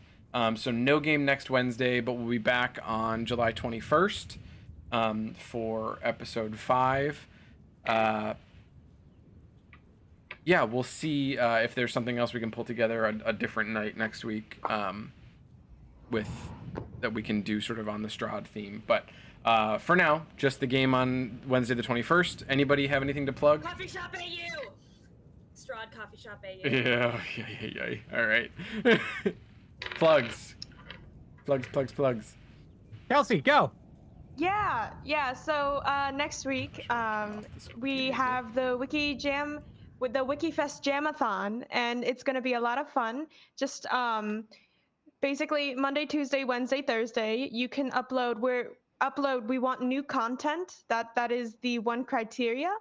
It has to be something new. You upload it to the wiki, and then Friday and Saturday, our DMs, our GMs, will basically be pulling from what new content is put onto the wiki to make one-shots. And we're currently finishing up organizing groups and stuff, and we know there's been some interest in playing in multiple games. We'll get words out about that. But if you are interested, please fill out the Google form so we have a way of contacting you, and we have a good head count of how many GMs and players and games we can run. It's going to be a lot of fun. The games are going to be held Sunday all day. We're going to have multiple tables going, possibly even some going overlapping. We'll see what happens, but what's important is that you let us know. You stick around for basically information, but just have fun with it. And I have been told, Tyler, for clarification purposes, if you are planning to write anything about, say, a little baby boy James thing, you can definitely write a new page about maybe a tale of little baby boy James or something else. But again, this falls under the criteria that we're trying to create new content. So we're looking for new wiki pages. New pages. Anybody else? Anything? Playtest Tuesday. I'll plug for Rose. So obviously the Archelon Chronicles had to get delayed. Unfortunately, thanks to the technical difficulties they experienced yesterday. We don't have an ETA on when that will be rescheduled, but that's coming up this month. But we do also still have on July 20th scheduled the Changed Stars. Again, that is a sci-fi take on a post-patriarchal society where players play as xenophobic separatists, cutthroat criminals, lethal machines, and otherworldly. They take on. Those are the bad guys. The bad guys are the xenophobic separatists, the cutthroat criminals, the lethal machines, and the other predators. And the players take them all down. And that is, again, July 20th. And then Archelon Chronicles, keep an eye out. We'll be doing that rescheduled soon as well. last night for metagame signups, and keep an eye out later this month. I'm going to be running a new player one-shot for anyone who hasn't played anything in Quelmar before, who wants to get to know people, and for Quelmar DMs to see you guys. So hopefully in the next day or two, I will have signups posted for that too. Love that. All right. Well, thank you everybody for sticking with us tonight and watching all the episodes up to this point. Again, no episode next week. We'll be back on the 21st. Until then, Keep rolling the dice. so Dice. good.